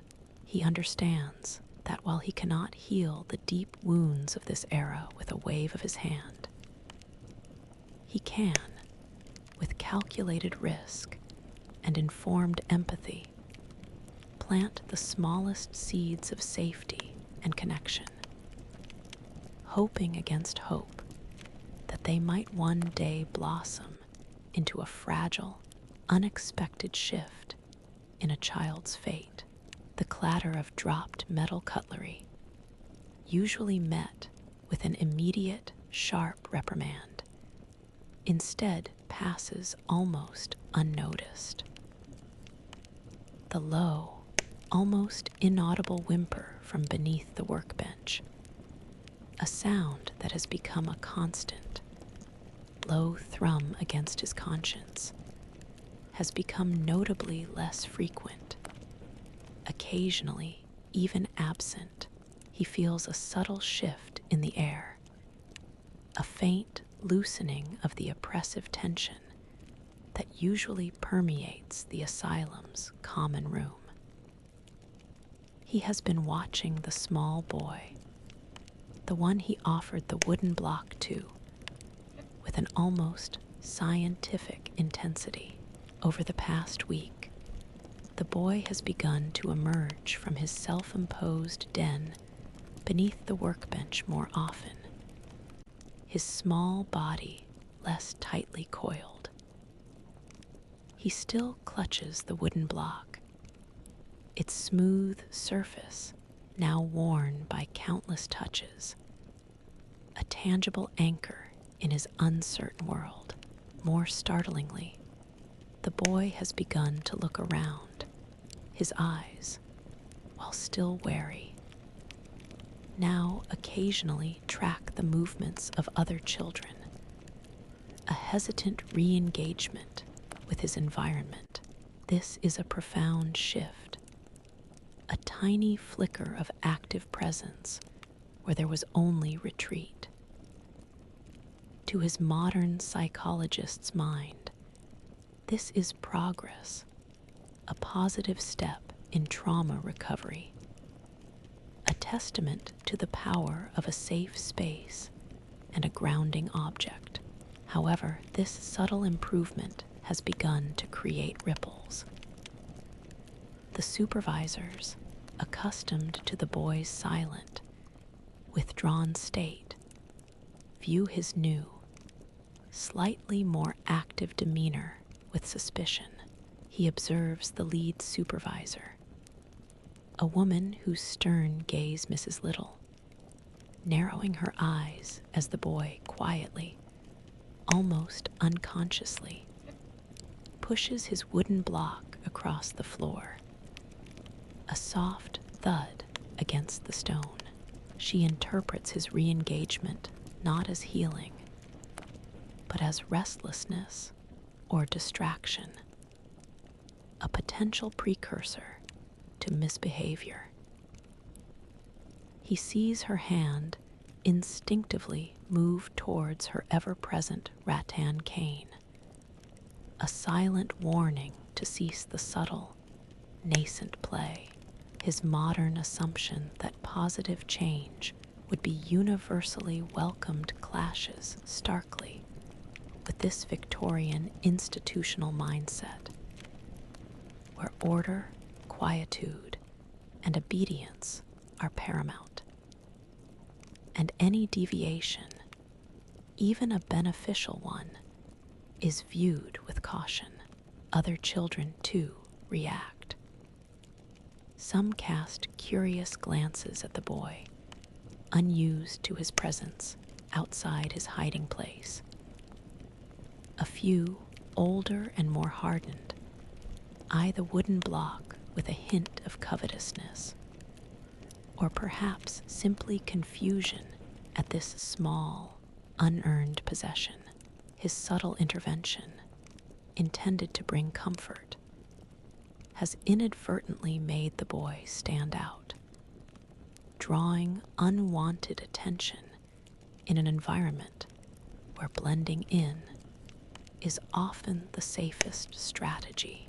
He understands the complex social dynamics at play, the delicate balance of an unspoken hierarchy where any perceived privilege can breed resentment. The challenge isn't just to help the boy, but to help him in a way that doesn't expose him to further harm from an uncomprehending system.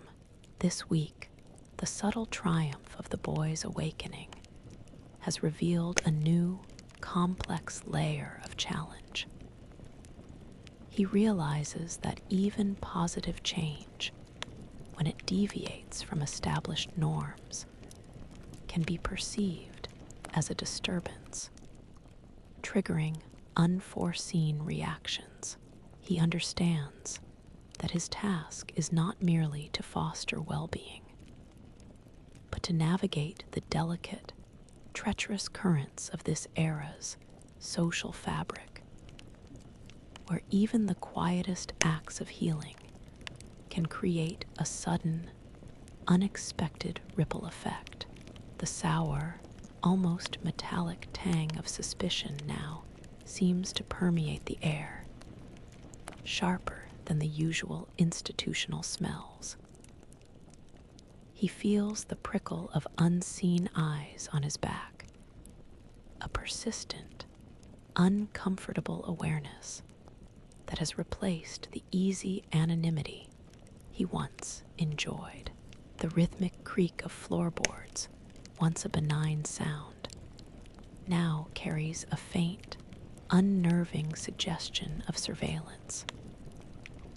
His subtle attempts to create a small, safe haven for the withdrawn boy, and the boy's subsequent, cautious re-engagement have not gone unnoticed. Whispers have begun to circulate amongst the supervisors and older children, low murmurs that cease abruptly when he approaches. He feels a tightening in his gut, a primal warning system honed by his initial weeks on the unforgiving London streets. His modern understanding of organizational dynamics and resistance to change is playing out in real time, but with far higher stakes.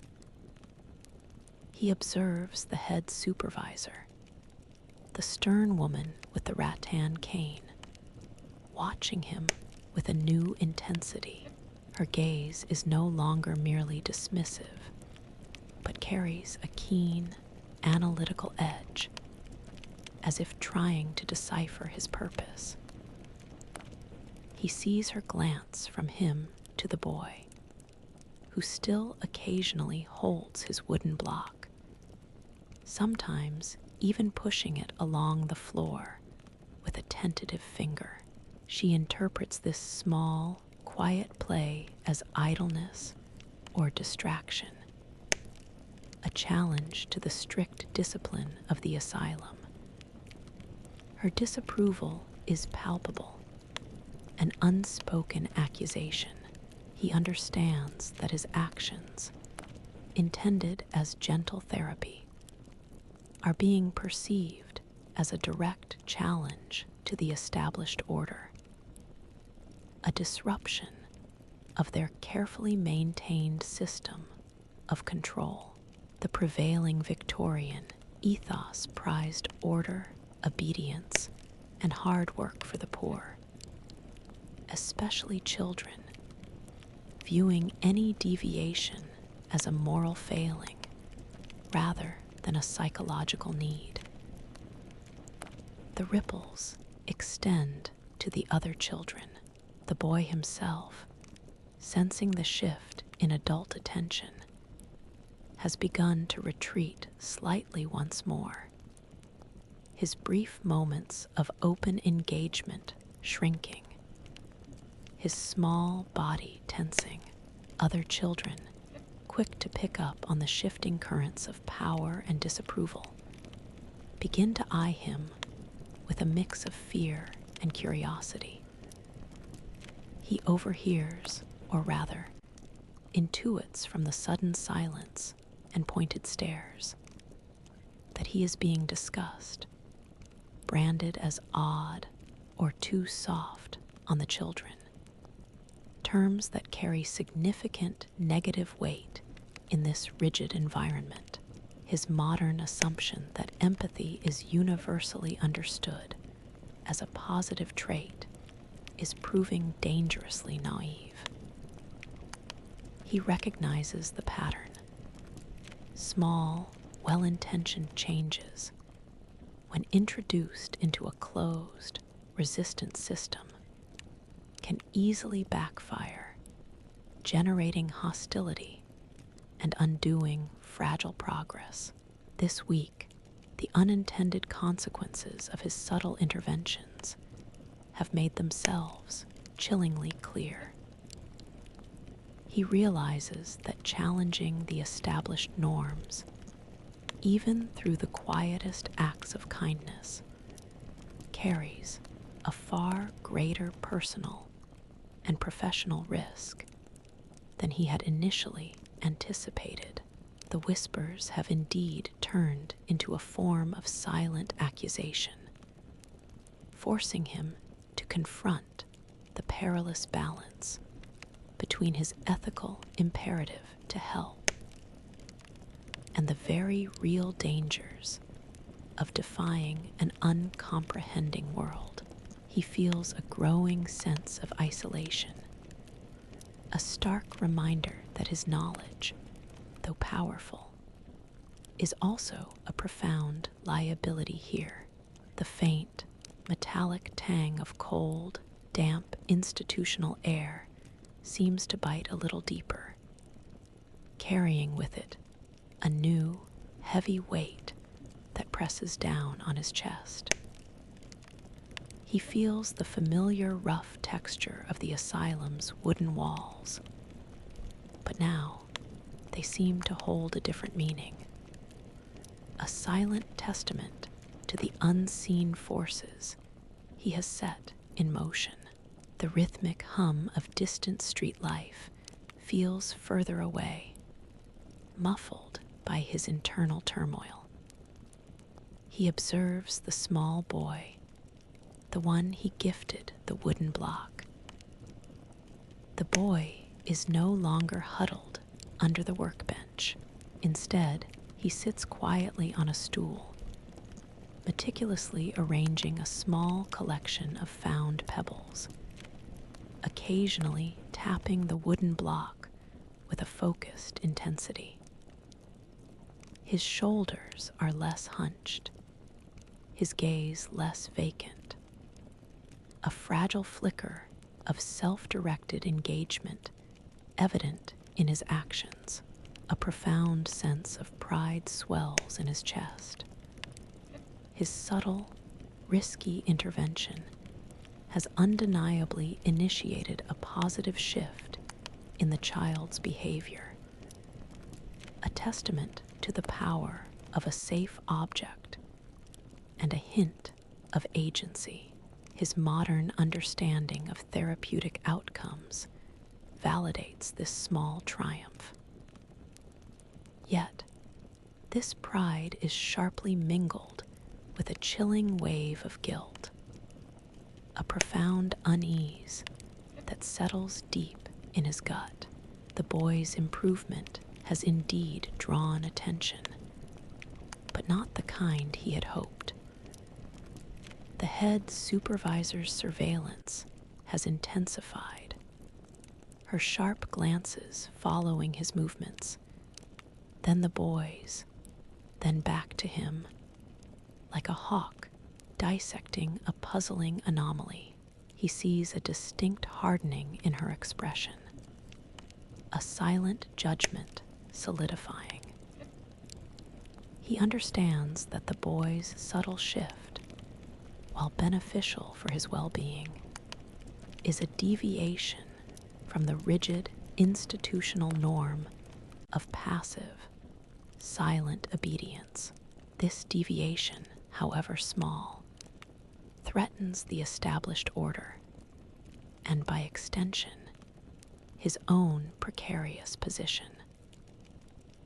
The prevailing Victorian belief in moral guidance through strict discipline leaves no room for the subtle psychological needs he addresses. He watches another child, an older girl who used to offer the small boy fleeting, unspoken comforts. Now, she observes him with a mixture of curiosity and apprehension, likely sensing the shift in adult perception. He realizes that his actions have not only affected the boy, but have subtly, irrevocably altered the dynamics of the entire common room. The butterfly effect of his intervention, intended to bring comfort, has also brought an uncomfortable spotlight, making the boy subtly more vulnerable to the rigidities of the system, and himself more vulnerable to its scrutiny. His modern understanding of unintended consequences, a cornerstone of ethical practice, plays out with terrifying clarity. He wonders if, in his desire to help, he has inadvertently painted a target on the child, and on himself. This week, the sting of the butterfly effect has become acutely painful. He feels a heavy blend of pride in the boy's small progress and a crushing guilt over the unforeseen ripple of suspicion and potential danger he has set in motion. He realizes that his interventions, no matter how well-intentioned or scientifically sound, carry an ethical burden beyond simple outcome.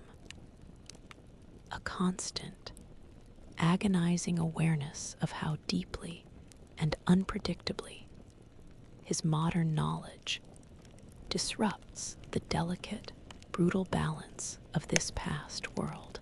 The comforting warmth of the small hearth in the family's home, once so embracing, now feels subtly diminished, its heat unable to completely dispel a new, quiet chill in the air.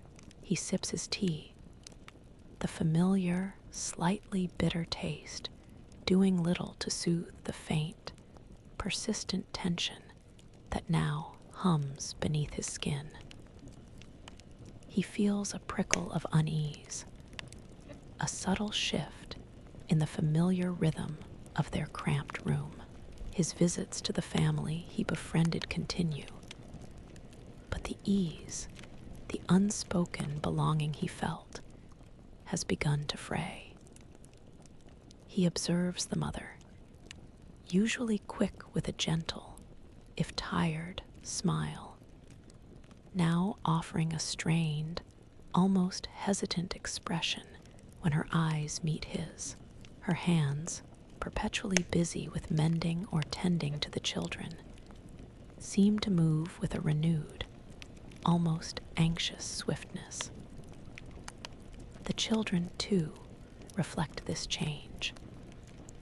The 8-year-old girl, once cautiously curious, now casts quick, sideways glances at him, her small body occasionally stiffening when he moves. The younger boy, who once offered his wooden toy in silent invitation to play, now keeps it closer, his movements more self-contained, a subtle withdrawal. His psychologist's mind, attuned to the minutiae of human interaction, immediately recognizes these nonverbal cues. This isn't overt hostility, but a profound caution, a growing distance born of unspoken fears. He understands that the whispers from the asylum, the unspoken accusations of his unconventional methods and softness towards the children, have subtly seeped into the wider community. In a society where respectability, however fragile, is paramount, associating with someone deemed odd or disruptive could carry severe consequences for a family already teetering on the edge of destitution. His modern assumption that good intentions are self-evident and universally appreciated is a painful misjudgment here. He knows the fear of being seen as an outcast, of having their already meager status further jeopardized by association with a peculiar stranger. He sees the father, home from a long day of labor, avoid his gaze more frequently, his posture slightly more rigid. The shared silences, once comfortable, now feel heavy with unspoken questions. He feels a deep pang of regret, a sharp awareness that his ethical commitment to the boy at the asylum, while necessary, has inadvertently placed a burden on these kind-hearted people He tries to convey reassurance through his own calm, steady presence, a slight nod of understanding. But the invisible barrier between them feels thicker than the sooty air outside. He understands that this is a test of their fragile friendship, and perhaps a test of his own ego, demanding that he accept the unintended, painful consequences of his actions. He realizes that in Victorian London, reputation and the perception of propriety hold immense social power, far beyond what his modern experience can fully grasp.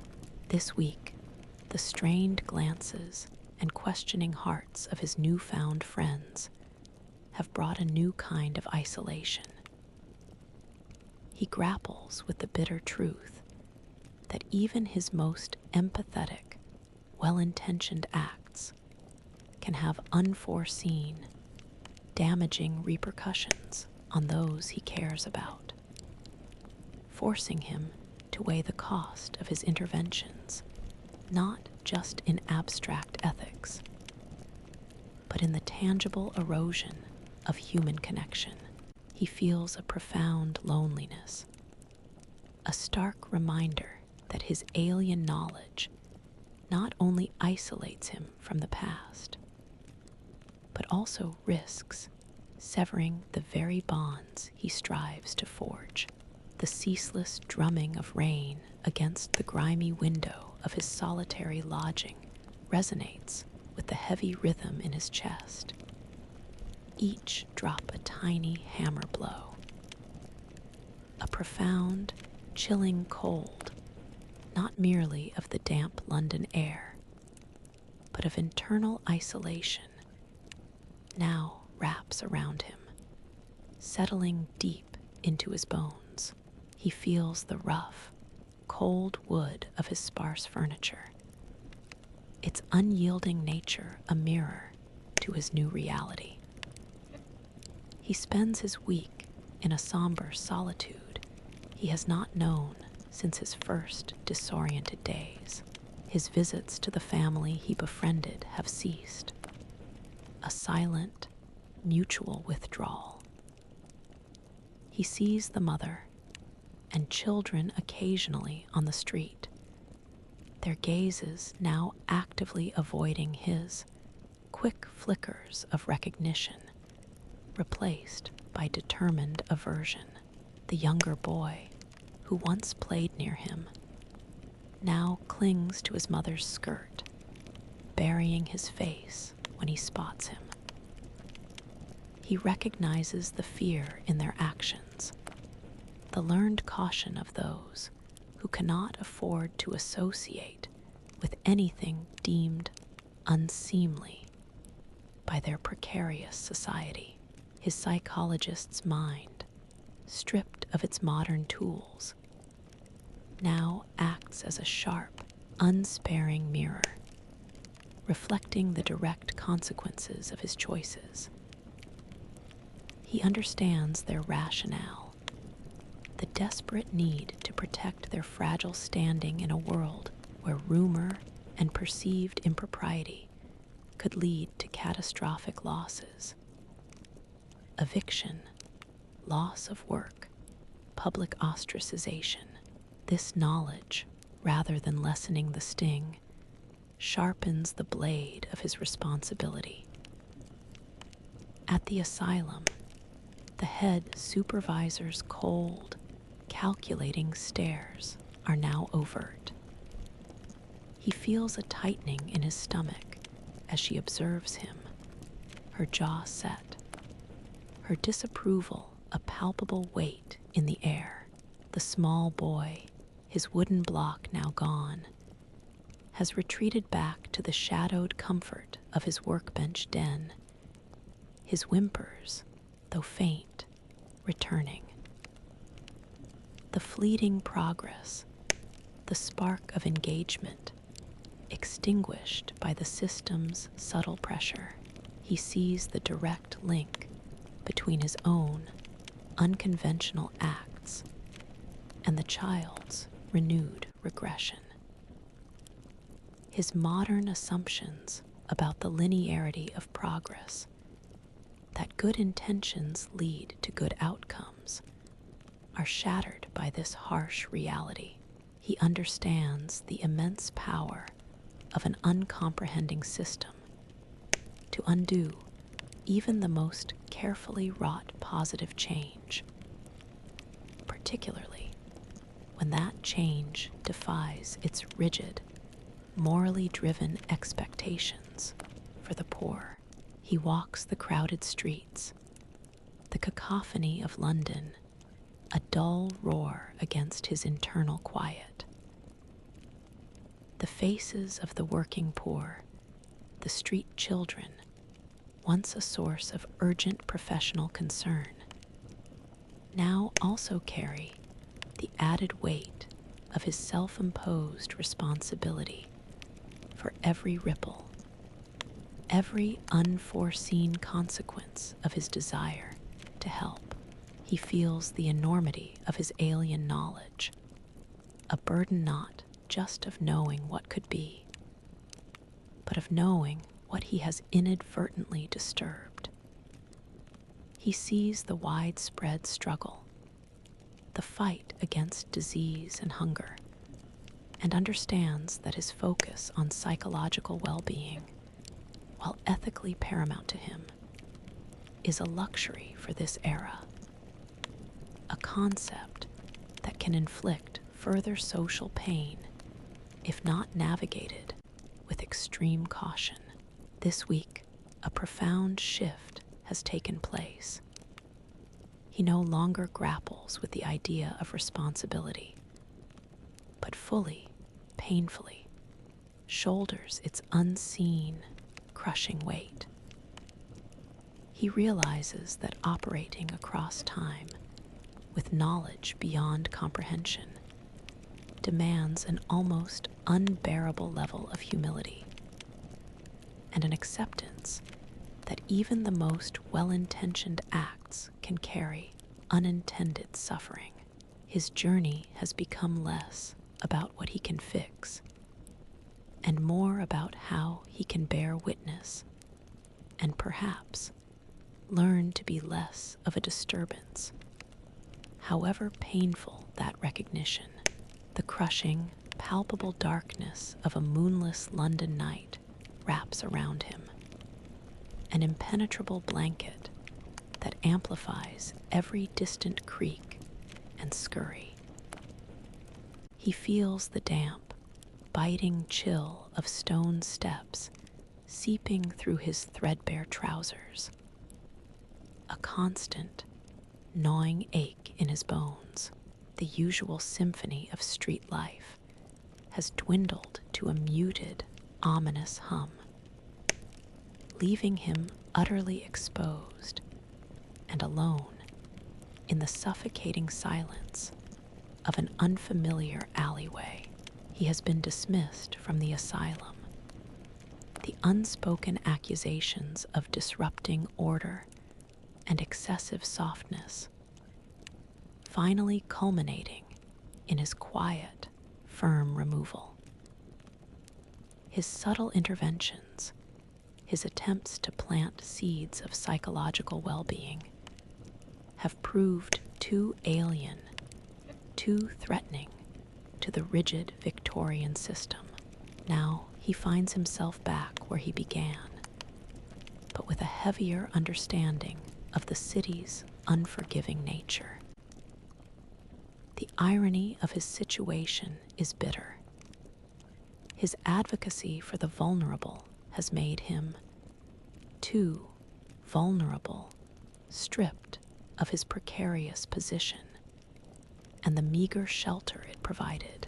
His modern assumptions about the inherent value of compassion found a harsh limit in a society built on strict hierarchies and pragmatic, often brutal, survival.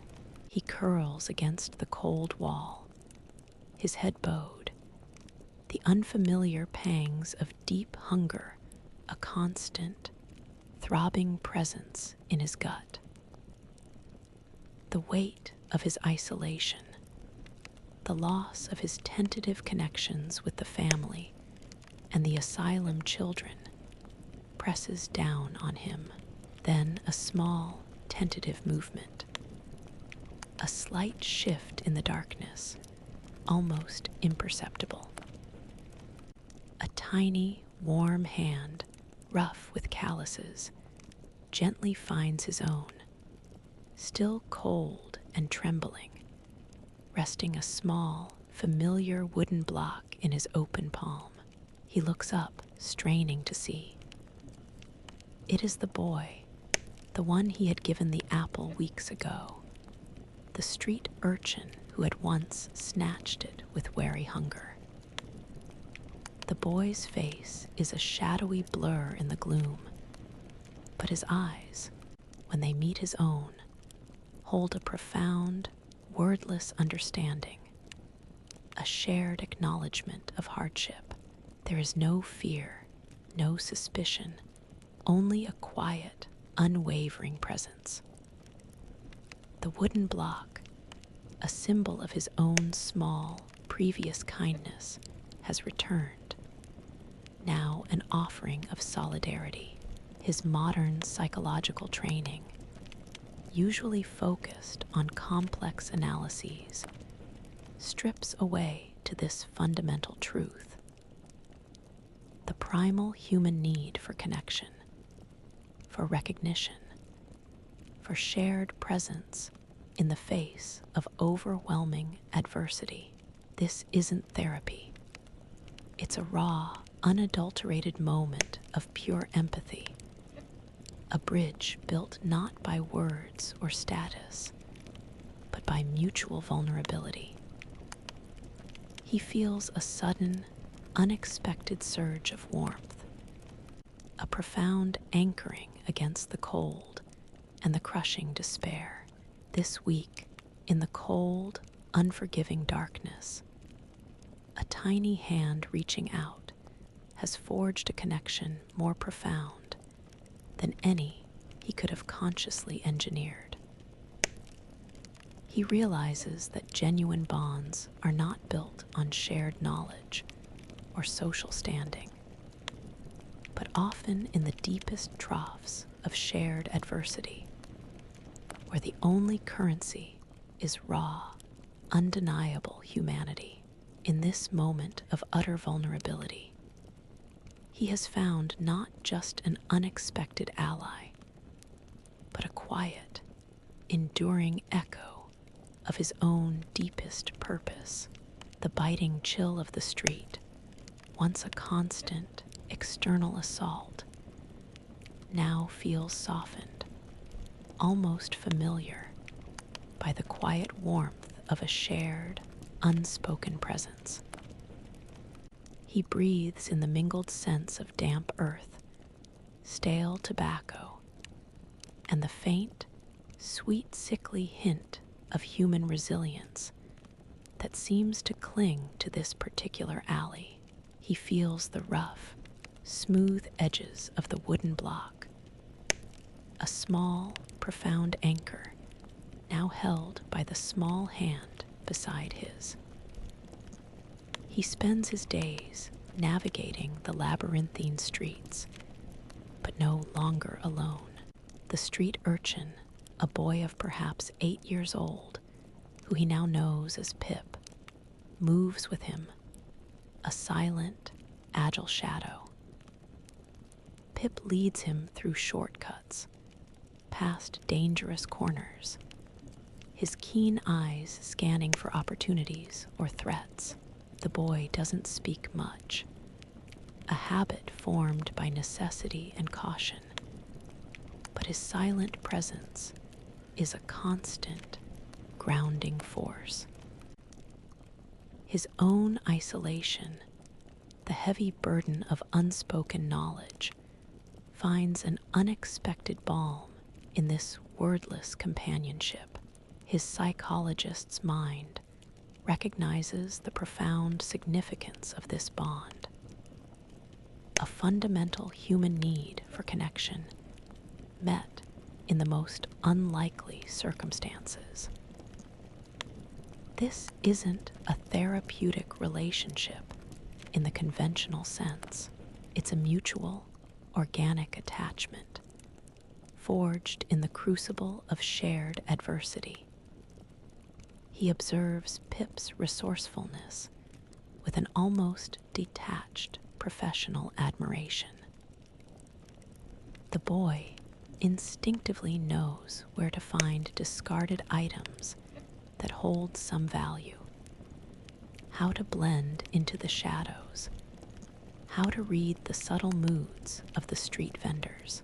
He teaches him the unspoken language of London's underbelly, a certain tilt of the head, a specific way of holding one's hands, the difference between a hungry glance and a genuinely threatening one. He feels his own movements becoming more economical, his senses sharper, as he learns to interpret the city through Pip's practiced lens. His modern assumptions about structured learning and formal education are continually challenged by Pip's innate, raw intelligence, honed by the most brutal of teachers, survival.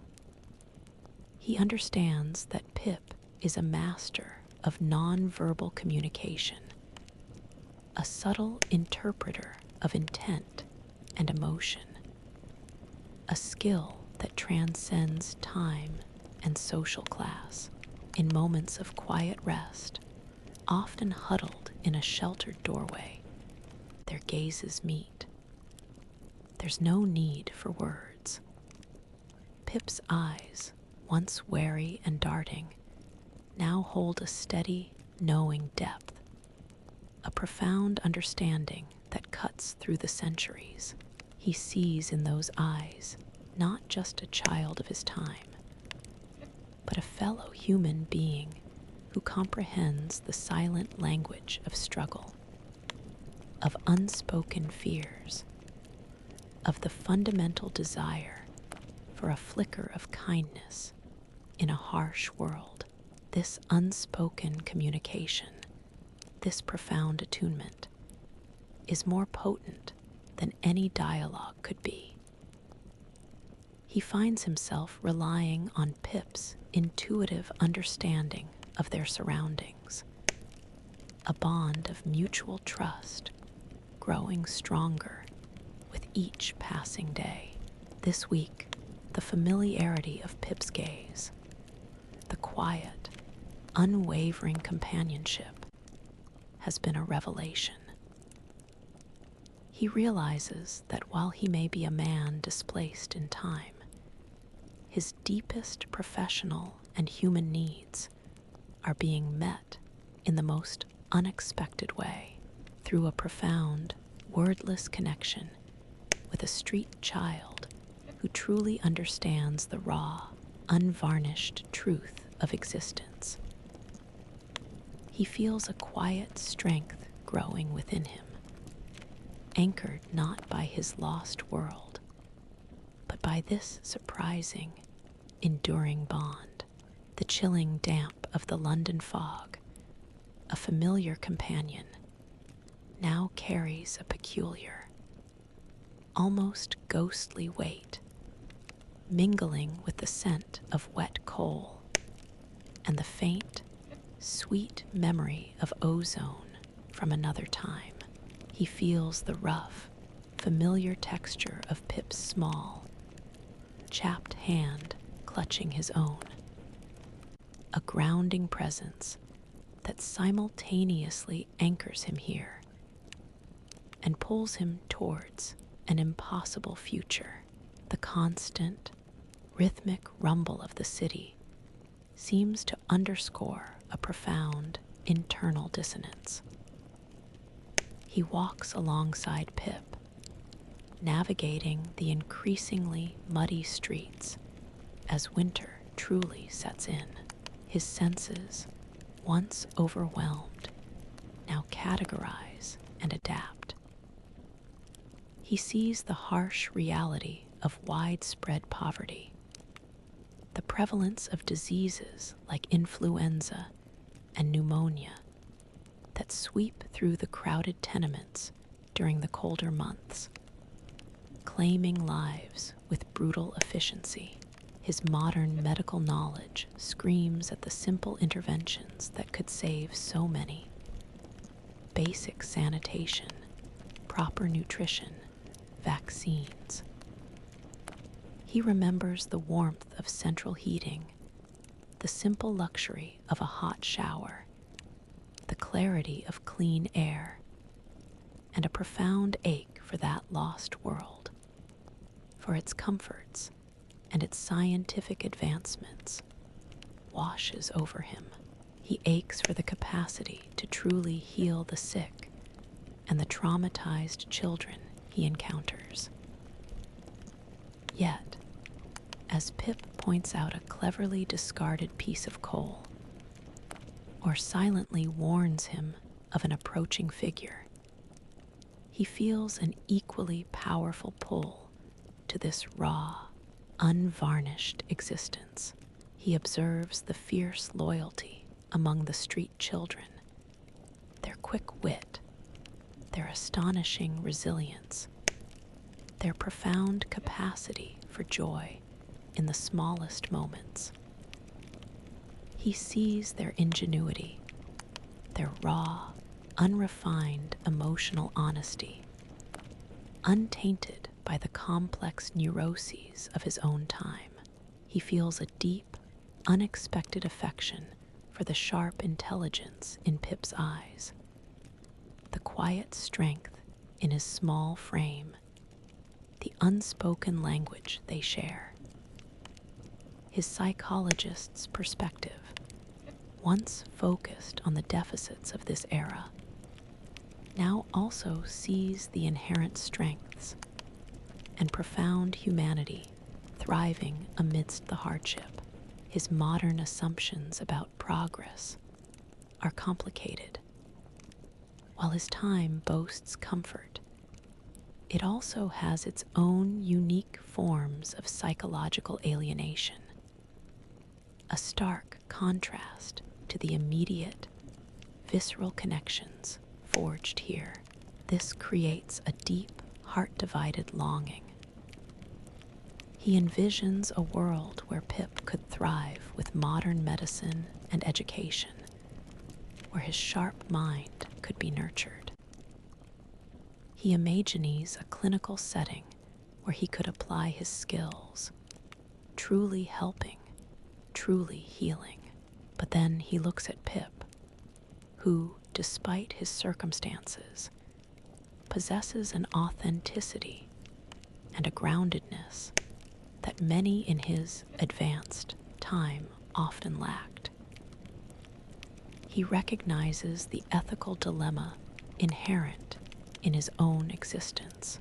Is it a moral failing to desire the comforts and capabilities of his own time, when it means abandoning the very people he has grown to care for? The cold wind nips at his exposed skin, a harsh reminder of his physical vulnerability. Yet, his emotional landscape is now far more complex, a tapestry woven with both longing and fierce, protective love. This week, his heart has become a battleground, torn between the visceral ache for the safety and efficacy of his lost modernity, and a powerful, unexpected love for the raw, authentic connections he has forged in this harsh, yet deeply human, Victorian world. He realizes that his adaptation is no longer merely about survival, but about navigating a profound internal conflict, a constant ethical tug-of-war between two vastly different realities. each with its own compelling, heartbreaking draw. The gentle warmth of the brazier pip tended, a faint, metallic scent of burning coal, now provides a fragile comfort against the deepening winter chill. He feels the rough, familiar fabric of his worn coat against his cheek as he leans back against a wall. His senses, once overwhelmed, now meticulously attuned to the subtle shifts in this intricate, living tapestry of London. The rhythmic clatter of distant hooves and the muted cries of vendors weave into a familiar, almost comforting hum. He observes Pip, who now, with quiet confidence, guides him through the city's hidden arteries. An indispensable companion, Pip's eyes, still sharp, hold a new, subtle ease when they meet his. A deepening trust forged in shared nights under the stars and days, scavenging for sustenance. He sees the quiet boy from the asylum, who, though still cautious, sometimes ventures out from beneath the workbench, his small hands carefully arranging scavenged objects, a flicker of purposeful play in his movements. He notices the young girl from the grieving family, her small face still carrying the echoes of sorrow, but her shoulders less stooped, her gaze occasionally holding a fleeting spark of childhood resilience. These are not grand transformations, not the dramatic therapeutic breakthroughs of his own time, but subtle shifts, tiny deflections of fate, each one a testament to the invisible threads he has woven. His psychologist's mind, stripped of its modern diagnostic tools and formal interventions, has instead become a master of subtle influence, of nonverbal communication, of empathetic presence. He recognizes the power of a steady gaze, a quiet nod of acknowledgement, the simple act of providing a safe object or a moment of respite. His initial frustration at his irrelevance has transmuted into a deep understanding of his unique, if covert, purpose here. He advocates for children not through speeches or policy papers, but through these small, personal acts of care, nudging individual destinies, one cautious ripple at a time. He understands that the most profound therapeutic impact in this era is not about changing systems, but about touching individual lives with consistent, humane presence. He remembers the Victorian children's aid societies emerging around this time, realizing his own actions, however small, might be an echo of that burgeoning empathy. He thinks of the hidden courtyard garden, a small pocket of beauty, and the unexpected laughter he witnessed in the alley. He realizes that his presence, his awareness, his unique perspective from another time has created these moments for him, allowing him to see the profound humanity and resilience that might otherwise be lost in the grime and hardship.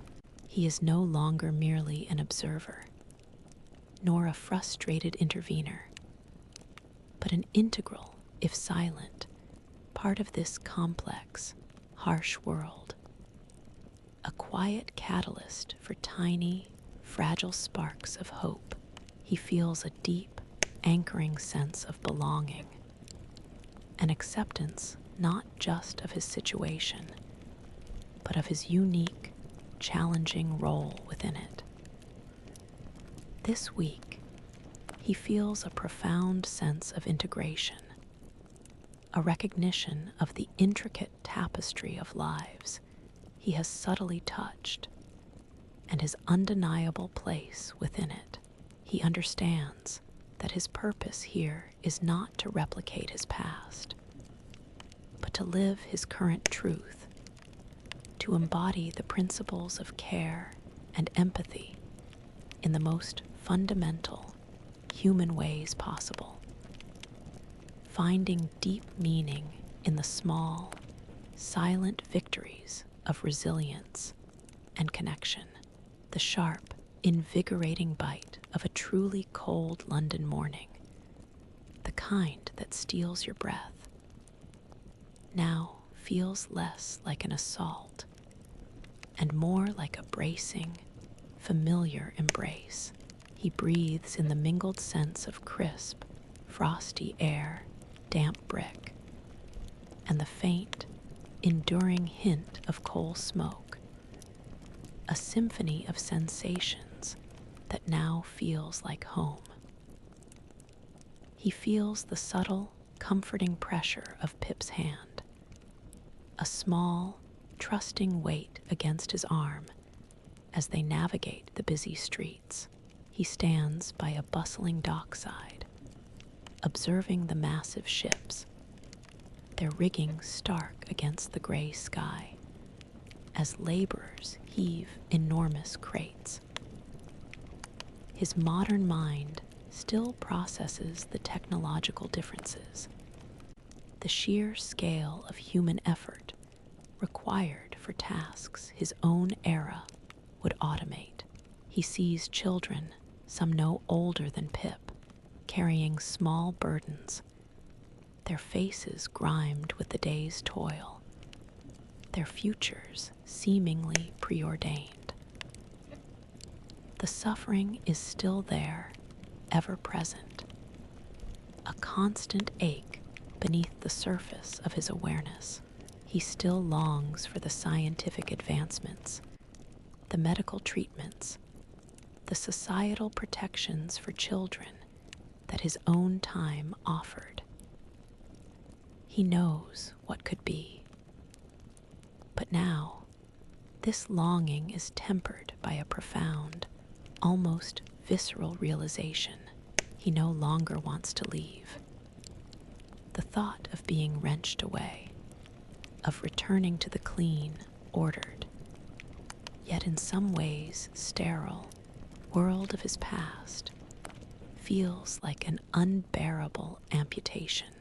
The vibrant, gritty, deeply human tapestry of Victorian London, with all its stark brutality and unexpected beauty, has woven itself inextricably into his soul. He sees the resilience in the eyes of the working children, the fierce, unspoken bonds of family and community, the raw, unfiltered authenticity of existence. He feels the vital, immediate purpose in his small, quiet acts of empathy and care, a sense of meaning that had perhaps become dulled by the comfortable routines of his past life. His modern assumptions about progress have been profoundly reevaluated.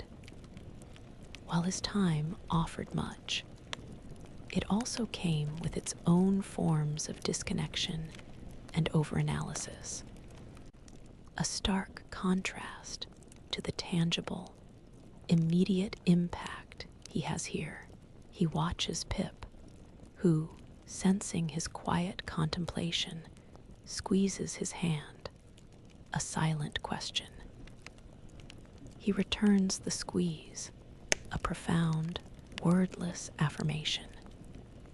He sees the small boy from the asylum, no longer whimpering, now actively watching the street from his bench, a quiet curiosity in his eyes.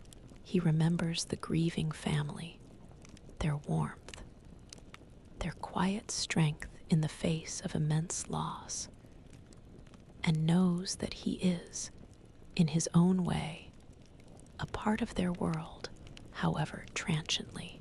The notion of a butterfly effect, once a source of ethical anxiety, now feels less like a burden and more like an integral part of his existence, a testament to the profound interconnectedness of all things.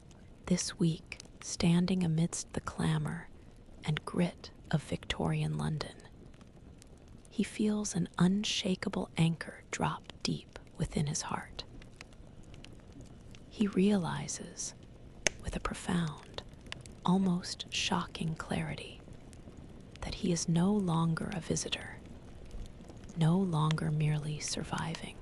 He is here, fully present, fully integrated, and utterly, unwillingly, unable to imagine a future without the vibrant, challenging, deeply human reality of this era.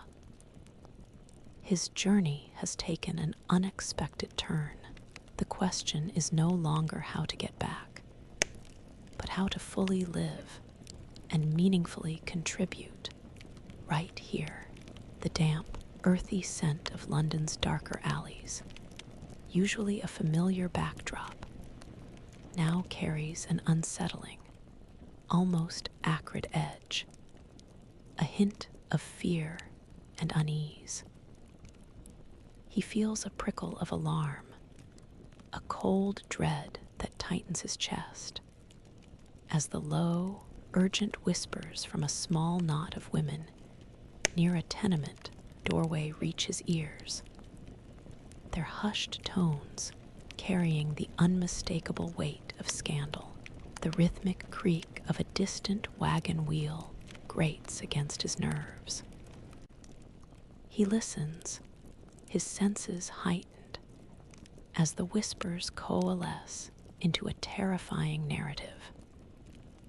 A child, a young girl from one of the crowded rooms, is being accused, not of thievery or even idleness, but of something far more sinister in the eyes of this superstitious age, of being touched, unnatural, perhaps even cursed. He remembers the silent girl from the asylum, the one he had tried to help, whose muted nature was dismissed as stubbornness. Now he realizes such a child, or one who exhibits unusual behaviors, could easily be branded with even darker labels. Their psychological distress, misinterpreted as something supernatural or morally depraved. The words witch, bad blood, evil spirit hang unspoken in the air, but their meaning is terrifyingly clear. His modern psychological training, steeped in neuroscience and evidence-based practice, clashes violently with the deep-seated superstitions of Victorian London. He understands the girl's odd behaviors, perhaps a tic, a sensory sensitivity, a trauma response, through a lens of mental health, of neurodivergence, of environmental impact.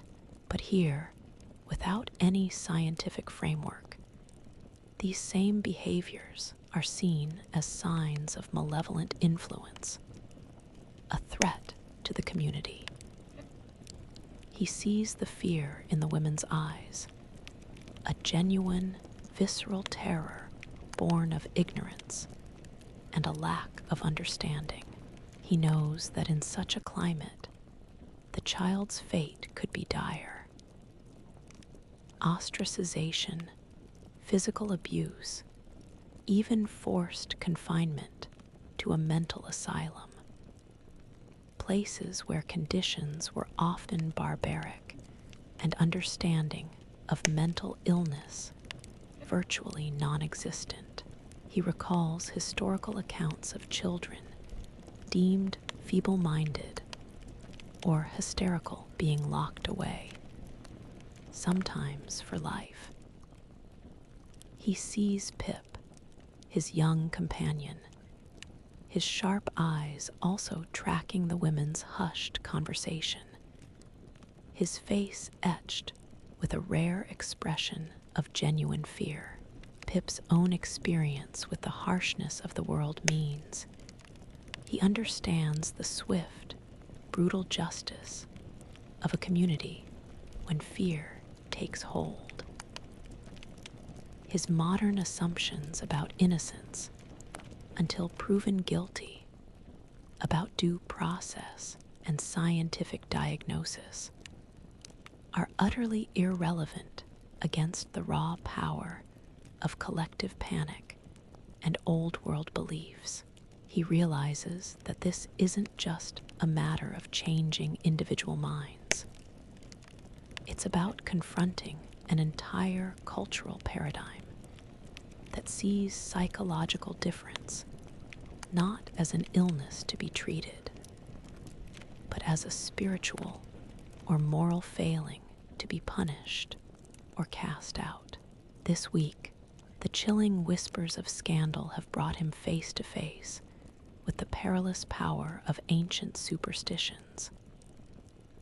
He understands that while he has found his anchor here, his purpose is not just to comfort, but to fiercely, yet discreetly, protect the vulnerable from the invisible, insidious forces of fear and ignorance.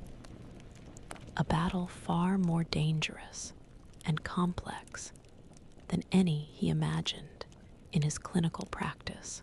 He feels the immense, crushing weight of trying to safeguard a child's future against the brutal momentum of an unreasoning past, the familiar stench of human desperation, a thick blend of unwashed bodies and sour fear, now seems to coalesce into a single, chilling aroma, like iron and old blood. He feels a sudden, profound nausea that twists his stomach, a visceral reaction to a truth he has just unearthed.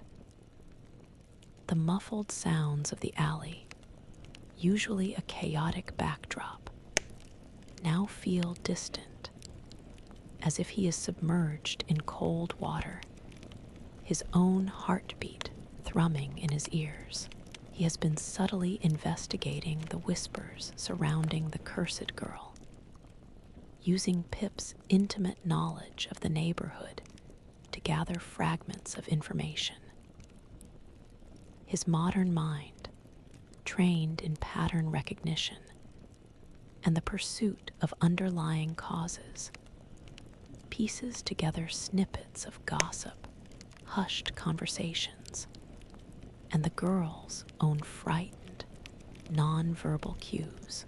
He observes the girl's family, noting the father's aggressive posture, the mother's averted gaze, the other children's silent, wary movements around their sister. His psychologist's instinct screams abuse. His modern knowledge of child protection, of the indicators of physical and emotional harm, leaves no room for doubt. The unnatural behaviors, the spells, the bad blood, these are not supernatural phenomena, but the terrified responses of a child enduring systematic cruelty, an attempt to cope with an unbearable reality. This realization cuts him to the core. The prevailing Victorian understanding of family as an inviolable unit, and the deeply private nature of domestic life makes intervention almost impossible. Child cruelty, though rampant, was often unseen, unreported, and when discovered, rarely met with meaningful protection or justice, until organizations like the NSPCC began to emerge years later. He understands that if he were to reveal what he suspects, to accuse the family, it would likely be dismissed, perhaps even rebound on him as an outsider interfering in private matters. His own modern assumptions about the automatic right to intervene when a child is in danger are a cruel fantasy here, a stark reminder of how little value society places on these small, vulnerable lives. He feels a cold, burning rage. The ethical dilemma of the asylum now pales in comparison to this raw, unvarnished evil. He sees Pip watching him, his young face etched with an understanding that speaks of his own exposure to the harsh realities of the world. Pip, with a subtle shift in his eyes, implicitly conveys that he too recognizes the dark undercurrents, the things adults sometimes do in the shadows. This shared, wordless acknowledgement of a cruel truth forges a deeper, more agonizing bond between them. He feels his own body tense, every fiber of his being recoiling from the knowledge, yet also galvanized by it. His modern empathy, once a professional tool, now feels like a searing, personal wound. This week, the unmasking of this cruel truth has shaken him to his very foundations. He realizes that his purpose here extends beyond observation or subtle influence. It is now a desperate, agonizing quest to protect, to prevent further harm, even when the system itself is blind or complicit. He feels a profound loneliness in carrying this terrible knowledge, a silent scream of injustice in a world that cannot, or will not, hear. His core belief in human goodness is profoundly, agonizingly tested. The thin, sharp scent of old parchment and unburnt lamp oil fills the air, mingling with the heavy, unmoving dust of an unused room.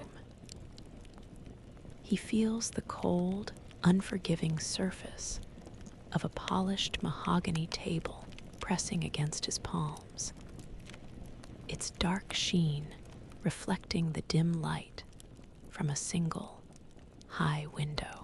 A profound, icy dread, unlike the familiar cold of the streets, now permeates his very bones, a direct assault on his precarious existence. He stands before two men, figures of stern, unyielding authority from the asylum's Board of Governors. Their gazes, sharp and dissecting, pin him in place. One, a portly gentleman with a meticulously trimmed beard, taps a pen rhythmically against a ledger, its soft click, click, amplifying the suffocating silence. The other, lean and unsmiling, watches him with an unsettling intensity, his expression a mask of suspicion. There are no direct questions, no shouted accusations, but their very presence, their silent scrutiny, is an interrogation. He knows his unconventional methods, his subtle attempts to foster psychological well-being, and his peculiar, unverified past are now under official review. The whispers have crystallized into a formal threat. His psychologist's training, ironically, becomes his shield. He observes them, dissecting their body language. The tapping pen, a sign of impatience and control. The steady, unblinking stare, an attempt at intimidation. He notes the subtle tension in their shoulders, the way their lips are pressed into thin lines, understanding that this isn't just about him, but about maintaining their institution's rigid order and reputation. His modern assumptions about transparent communication and the value of evidence-based practice are useless here.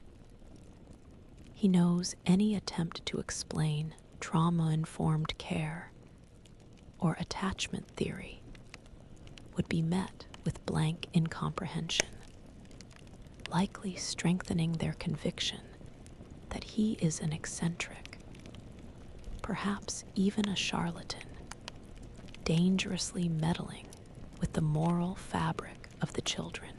In 1880, lunacy and moral degeneracy were often conflated, making any deviation from accepted behavior suspect. He offers no explanations, no defenses, maintaining a calm, steady posture. His face an impassive mask, he projects an air of quiet dignity, understanding that in this era, perceived confidence and an unyielding demeanor can sometimes deter aggressive scrutiny more effectively than truth. He feels the intense pressure to betray no hint of his modern identity, no slip of phrase or anachronistic thought that could expose him fully. The memory of the cursed girl, the cruel truth of her abuse, flashes through his mind. He realizes that his own vulnerability now directly impacts his ability to continue his silent mission to protect children like her. His modern ethical code, which demands intervention, now mandates a desperate, perilous self-preservation. This week, the silent interrogation has brought him face to face with the acute fragility of his position, the knife edge upon which his very identity and purpose balance. He realizes with a cold certainty that exposure here would mean not just his own ruin, but the utter cessation of his subtle, vital work. He feels a profound, almost primal sense of self-preservation, understanding that to continue to help, he must, first and foremost, survive this relentless scrutiny, a silent battle for his very right to exist in this time. The chill wind that whips down the Thames, carrying the familiar scent of coal smoke and stagnant water, now feels like a physical manifestation of the stakes at hand.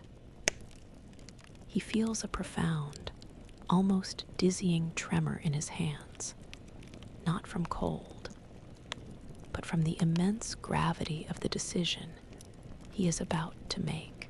The rhythmic clatter of dockside activity, the shouts of the stevedores, all fade into a distant hum beneath the intense focus of his resolve. He has been cleared, for now, by the asylum board, a temporary reprieve won through careful composure and silence. But this freedom is fragile, and the cruel truth of the abused girl, the cursed child, continues to gnaw at him.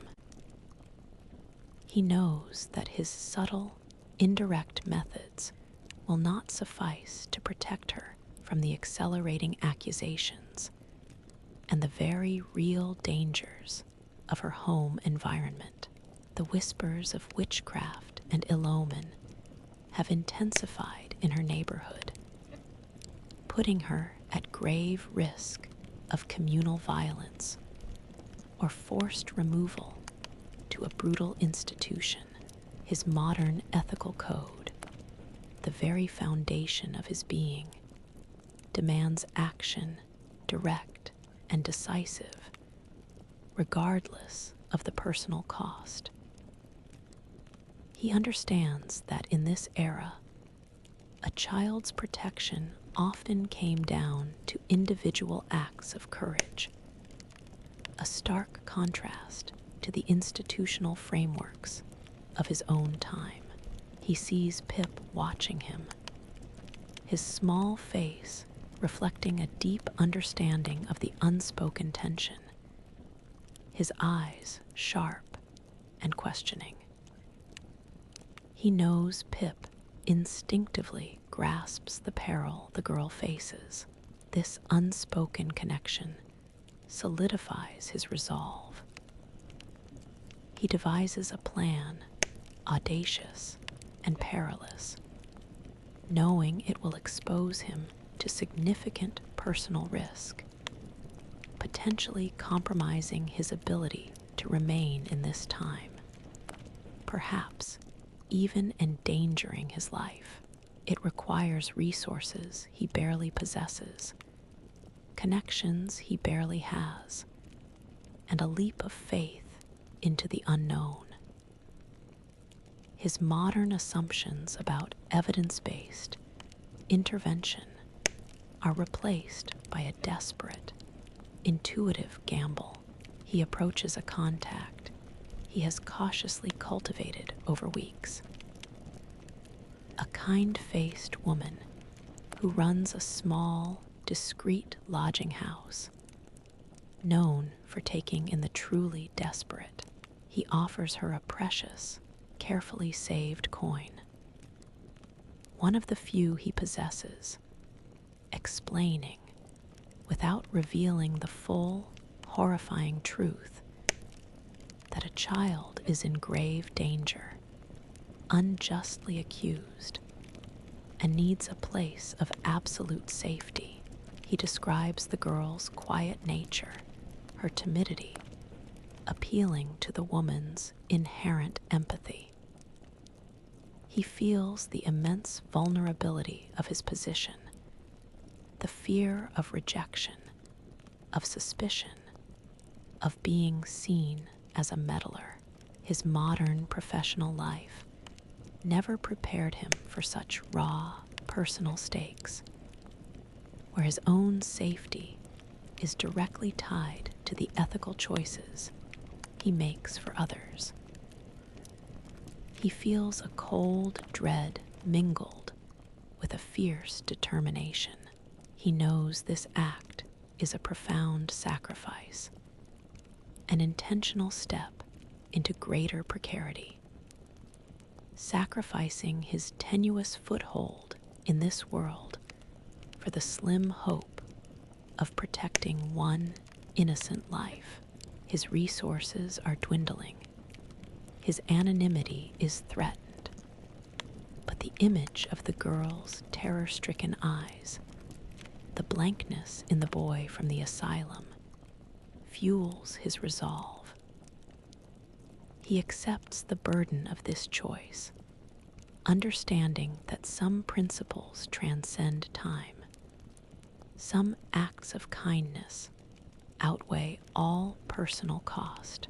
This week, he has made a desperate sacrifice, risking everything he has built, everything he knows, for the fragile hope of protecting a single child's innocence. He realizes that his purpose here is not to live safely within the confines of this era, but to fight, however quietly and perilously, for the values he embodies, even if it means his own ultimate destruction. He feels a profound, almost spiritual clarity, understanding that some battles are worth every cost. The acrid, biting scent of fear and anger, thick in the air he just fled, gives way to the relatively clean, if still smoky, breath of a quieter street. He feels the frantic, thrumming pulse in his throat begin to slow, a visceral response to the danger he has just navigated.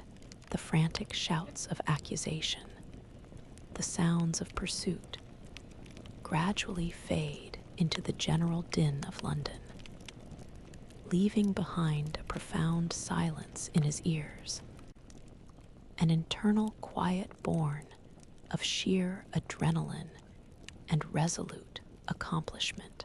He has done it. With Pip's help, navigating the labyrinthine alleys with a speed and stealth he wouldn't have believed possible weeks ago, he managed to extract the cursed girl from her abusive home. He feels the relief, a profound release of tension, but also the heavy burden of the risks taken. The small, terrified girl is now tucked away in the discreet lodging house, safe for the moment, watched over by the kind-faced woman who recognized the desperation in his plea. He feels the tremor in his hands, not of fear now, but of the immense, exhilarating power of having acted, of having made a tangible difference against overwhelming odds. This act, daring and dangerous, has forged him anew, the comfortable, academic self of his past, the man who discussed attachment theory in climate-controlled rooms, feels utterly remote. In its place is a sharpened, more primal self, capable of quick decisions, of navigating genuine physical peril, of acting on instinct and conviction. His modern knowledge of child psychology, once a theoretical framework, has been distilled into raw, empathetic action, a silent, relentless drive to protect. He understands now that his training isn't about books and theories. It's about seeing the vulnerable, understanding their need, and finding a way, any way, to offer safety. His modern assumptions about professional boundaries have been utterly obliterated, replaced by a fierce, protective love for the children of this era.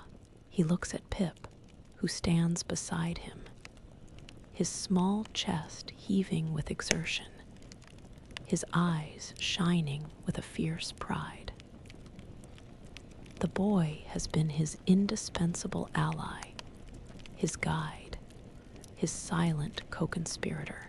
The bond between them has deepened into something unbreakable, forged in shared danger and shared purpose. He realizes that he is no longer alone in this battle.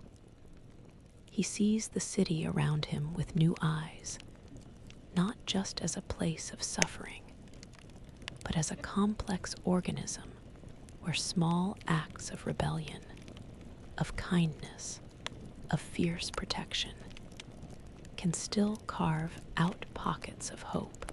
His body, once so soft and unaccustomed to hardship, now feels capable, resilient, tested by weeks of cold, hunger, and peril. This week, passing through the fire of desperate action, he has been reborn. He discovers within himself an unyielding strength, a fierce determination he never knew he possessed. He understands, with absolute clarity, that his purpose here is inextricably linked to these children, to their vulnerability, and to his unwavering commitment to their safety. He is no longer just a psychologist. He is a protector, a silent advocate, a guardian, forged by fire, and utterly, irrevocably present in this harsh, vibrant world. The rich, earthy scent of damp wood and baking bread, mingled with the faint, sweet promise of spring in the air, now feels like a tangible comfort. He feels the rough, clean planks of the floor beneath his worn boots, no longer cold and alien, but a stable foundation in this world he has come to know so intimately. The distant, muted laughter of children, soft and unburdened, reaches his ears like a melody, a profound echo of the lives he has touched. He sits in the quiet lodging house, a welcome guest, watching the cursed girl, now simply called Lily, as she tentatively engages with the other children. Her shoulders, once perpetually hunched, are now slightly relaxed. Her eyes, still holding a memory of fear, occasionally light up with a hesitant spark of curiosity. She still doesn't speak, but she interacts, her small hands carefully arranging found objects, a quiet, purposeful play. He sees her offer a small, shy smile to another child, a gesture that, to his modern eye, signifies monumental progress in her emotional recovery from trauma. This is not the dramatic transformation of a single therapy session, but the slow, organic healing that comes from consistent safety, gentle presence, and the absence of cruelty. His modern understanding of resilience, of the human capacity to heal, finds its rawest, most powerful validation here. He thinks of Pip, who now helps out regularly at the lodging house, his sharp intelligence finding a new outlet in organizing provisions and running errands. Pip's laughter, once a rare, quick burst, is now more frequent, echoing through the small courtyard. He remembers the boy from the asylum, no longer a huddled, whimpering shape, but a quiet, watchful presence who sometimes helps clean the common room. A small wooden token still tucked into his pocket, he reflects on the grieving family, slowly finding their own path through sorrow, their remaining children growing in quiet strength. These are not grand, societal shifts, but individual transformations, lives nudged onto different, brighter paths, a testament to the profound butterfly effect of small, sustained acts of empathy. His modern assumptions about measuring outcomes are replaced by these deeply human, observable changes, far more meaningful than any metric. He feels a profound sense of peace, a quiet joy that settles deep within him. The man he was, the psychologist in his modern clinic, would never have imagined this life, this sense of belonging, this raw, visceral purpose. The risks he took, the sacrifices he made, the dangers he navigated, all coalesce into a single, undeniable truth. Every step has been worth it. He has not only adapted to this brutal world, but he has found a way to thrive within it. His unique knowledge translated into a profound, personal impact. He understands that while the world around him remains harsh, he has, through his unwavering commitment, created small pockets of hope, sanctuaries where childhood can, against all odds, begin to flourish. This week, the echoes of laughter, the subtle shifts in small lives, have brought him a deep, anchoring reflection on his journey. He realizes that he is no longer just observing the past. He is actively, irrevocably, shaping its human landscape, one child at a time.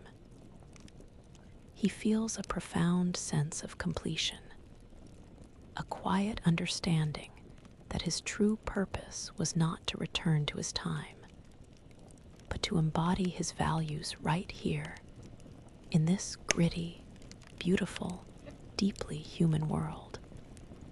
His own life transformed as profoundly as those he has touched. The gentle, reassuring pressure of a small hand gripping his own, firm and steady, banishes the persistent chill of the outside world. He breathes in the warm, comforting scent of wood smoke, freshly baked bread, and human kindness that permeates the lodging house, a place that has become a sanctuary.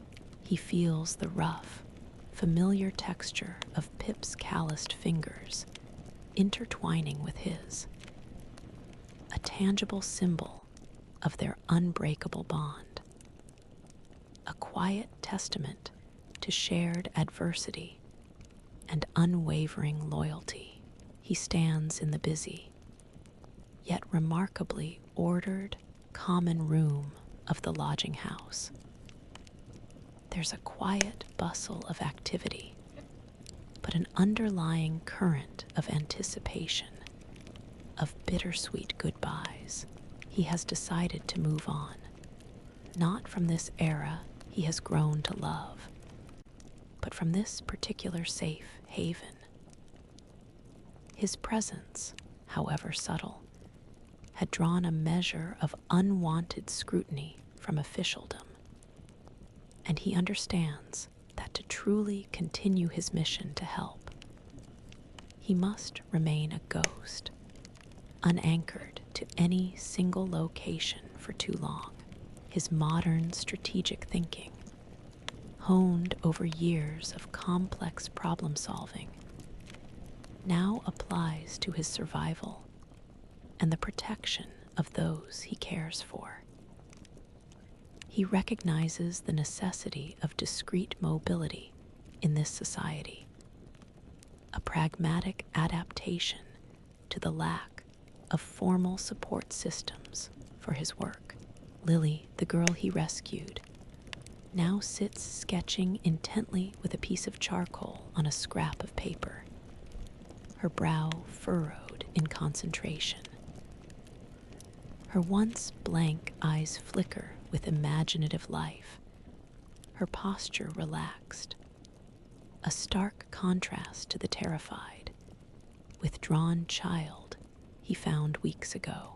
She looks up, her gaze meeting his, and offers a shy, almost imperceptible nod of acknowledgement, a silent language of profound gratitude. Her small hand, usually clutching herself, now rests openly on the table beside her drawing. He sees the resilience he knew was there, nurtured by safety and consistent care.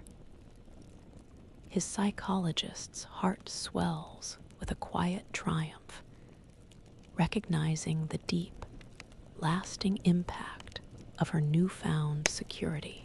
He thinks of the alternative, her fate if he hadn't intervened. Further abuse, or the unforgiving confines of an asylum. Conditions his modern knowledge knows would lead to irrevocable psychological damage. Pip, his shadow and guide, squeezes his hand. There's no need for words between them. Their bond, forged in the raw crucible of the streets, transcends language. Pip has grown taller, sharper, his intelligence now channeled into helping the kind woman run the lodging house, a purpose found where there was once only desperate scavenging. He sees the subtle gratitude in the lodging house woman's eyes as she presses a small, carefully wrapped parcel of food into his hands, a quiet farewell gift. He understands that his acts of kindness, however small, have created a ripple, a new sense of community and support within these walls, proving that humanity and care can thrive even in the harshest environments. He feels the weight of responsibility for these lives, but also the profound privilege of having touched them. His modern assumptions about professional distance are completely irrelevant. His bonds here are deeply, personally woven into the fabric of his new life. This week, the farewells, tinged with sadness but underscored by gratitude, have solidified his understanding of his transformed self. He realizes that his purpose here is not to leave, but to continually adapt, to become a quiet force for good, a guardian of innocence, moving through the shadows of Victorian London. He feels a profound, almost spiritual sense of readiness for whatever new challenges await. His heart anchored by the unshakable bonds he has forged, his spirit resilient and reborn in this world he now irrevocably calls his own. The unexpected, clean scent of rain-washed cobblestones, mingling with the faint, sweet perfume of blossoming lilac from a distant garden, drifts on the spring air, a delicate whisper of renewal amidst London's enduring grit. He feels the damp coolness of a brick wall against his cheek, a grounding sensation, no longer a stark reminder of his displacement, but a familiar texture of his chosen reality. The ceaseless, rhythmic hum of the city, a symphony of commerce and struggle, now feels like a deep, internal chord resonating with his own unwavering presence. He walks the crowded streets with an unhurried confidence, his movements fluid, his eyes scanning not for threats, but for the subtle nuances of human life. He is a ghost in plain sight, an observer woven into the fabric of the city, his presence noted by some, dismissed by others. He still sees the raw suffering, the children with their weary eyes and chapped hands. But his gaze is no longer one of helpless anguish. It is infused with a quiet, fierce determination, an understanding that while he cannot save them all, his presence, his awareness, and his subtle actions create ripples of change, however small. He remembers the early weeks, the feeling of alienation, the yearning for his lost world. Now, that ache has softened into a quiet acceptance, replaced by a profound sense of purpose that roots him deeply in this present. His psychologist's mind, once a battleground of conflicting modern theories and Victorian realities, has found its ultimate adaptation. It is now a finely tuned instrument of observation and discreet influence. He advocates for children's rights not through legislation or public discourse. Such concepts are still nascent here, but through countless, almost imperceptible acts, he subtly encourages empathy in an older child, leading them to share a crust of bread with a younger, hungrier one.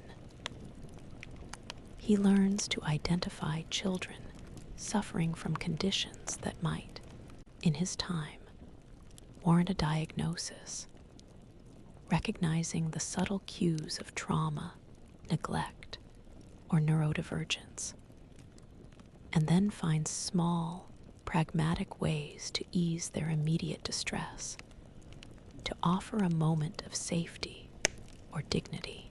He understands that this is a long, slow war against ignorance and indifference, fought one quiet battle at a time, often unseen and unacknowledged by those around him.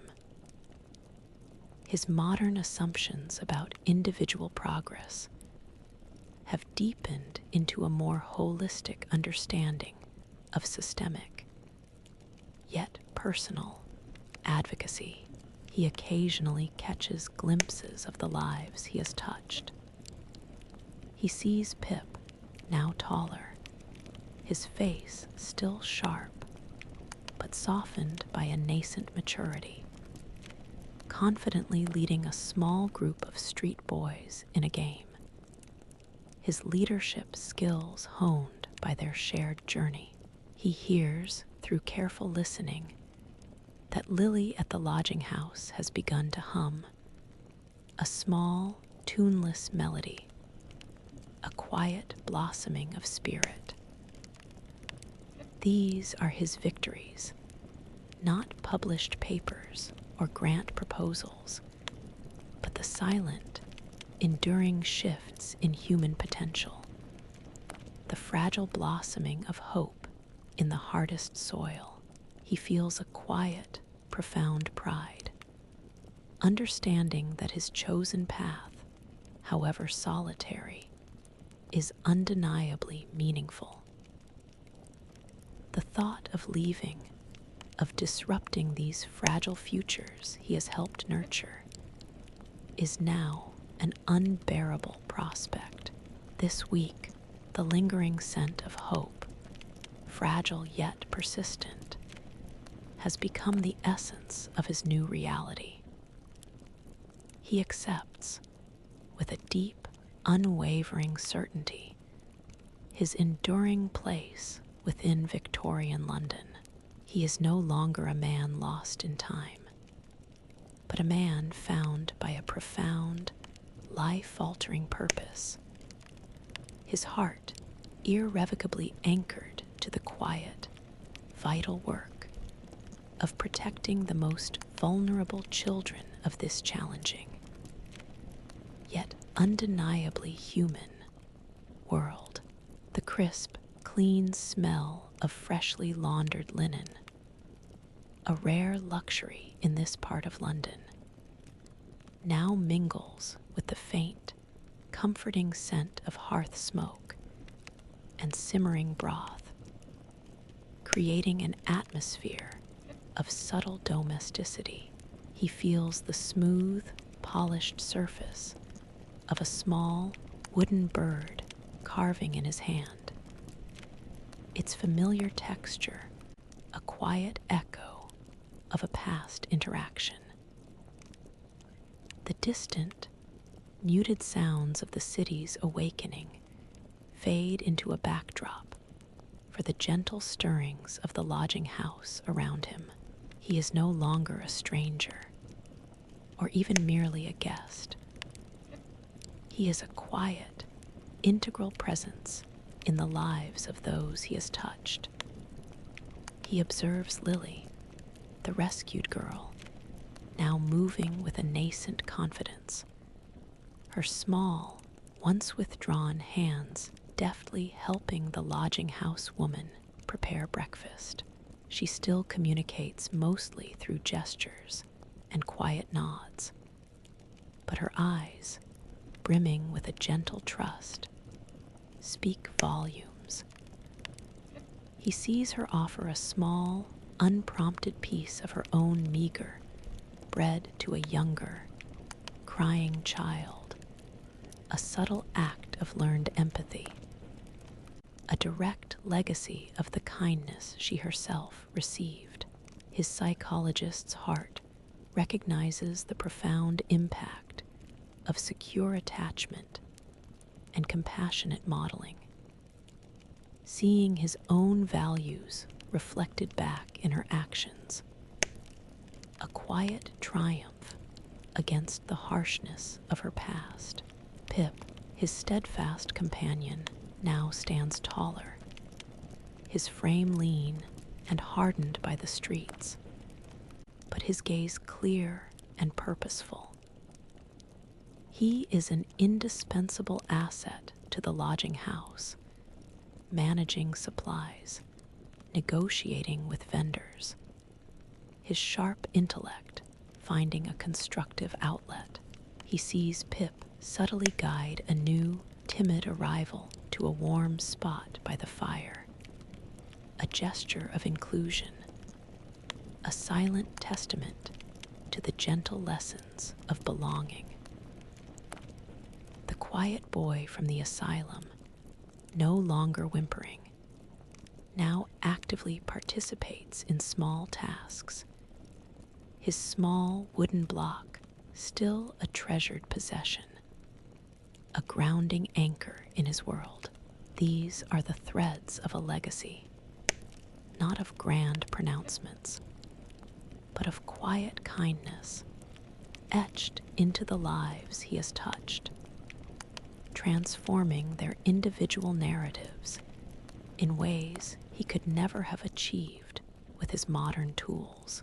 His modern assumptions about universal health care and child protective services have been profoundly recontextualized into the tangible, personal acts of care that were possible in this era.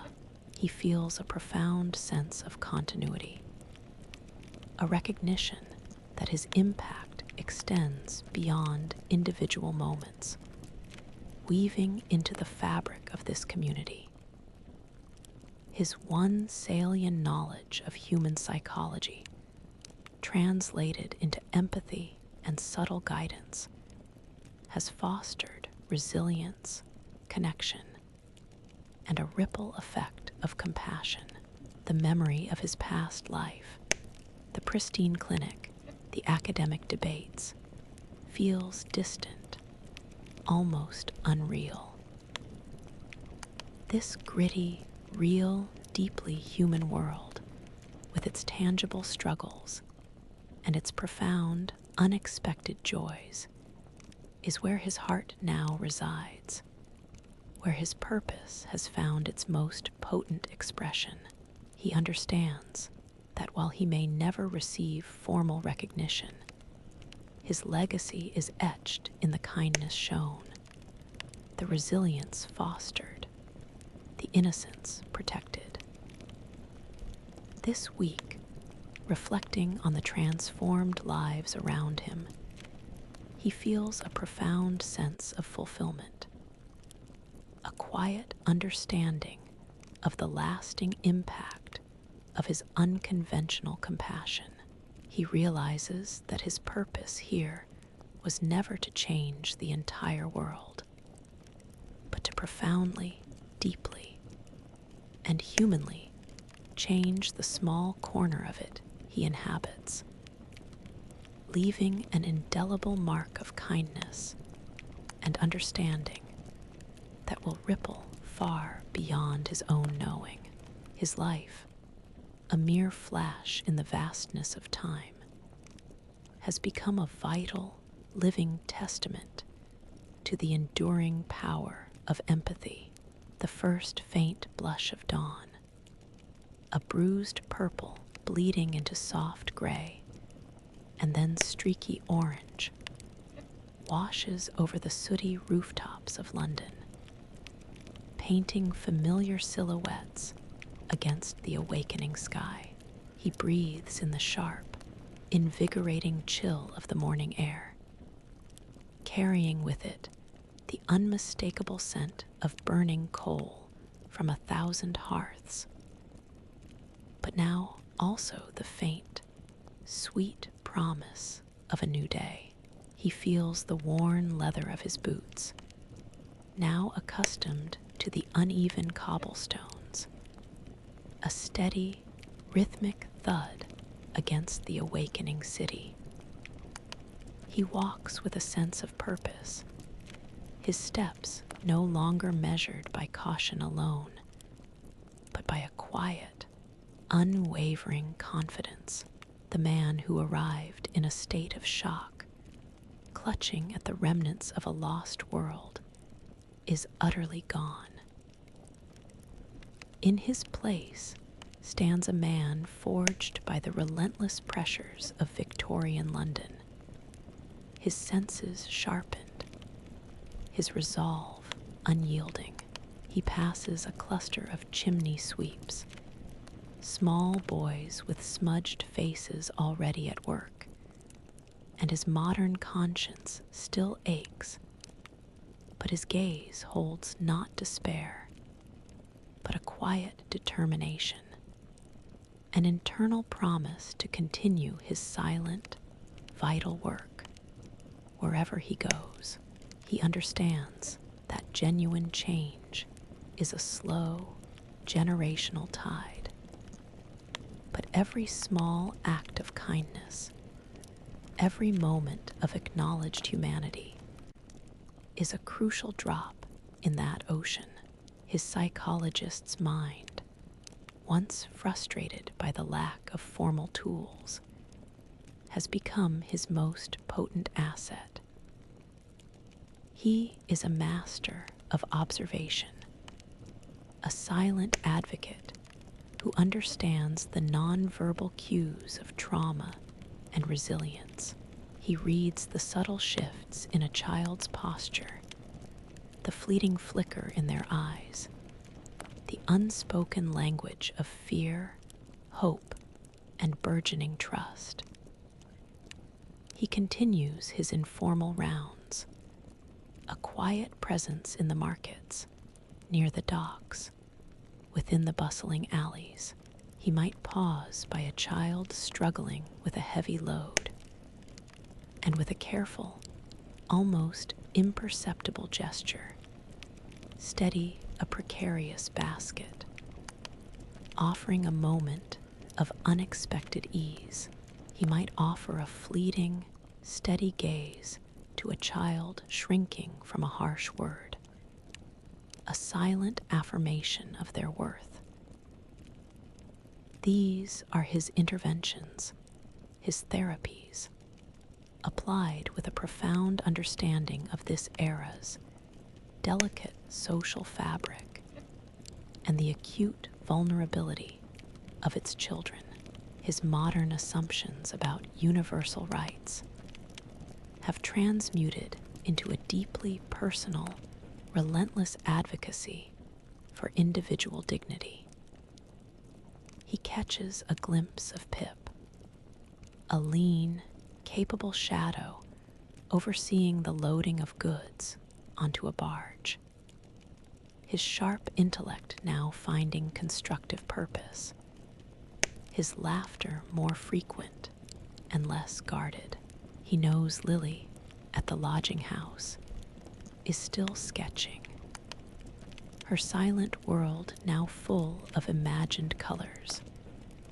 Her presence, a quiet testament to the healing power of safety and belonging, the memory of the whimpering boy from the asylum, now a quiet helper, sometimes venturing out, reminds him of the subtle, profound impacts of even the smallest acts of connection. These are his people, his community, his family now, woven into the intricate living tapestry of this city. The academic debates of his former life, the sterile comfort of his clinic, feel like distant echoes from another lifetime. This is real. This is visceral. This is where he belongs.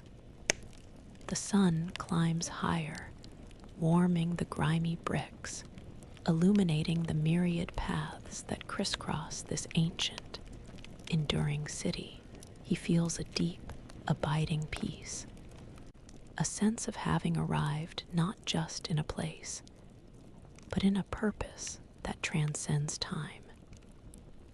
He is no longer defined by what he lost, but by what he has found, by the lives he has touched, and by the unshakable truth that his presence, however unconventional, is a vital thread in the unfolding story of these vulnerable children.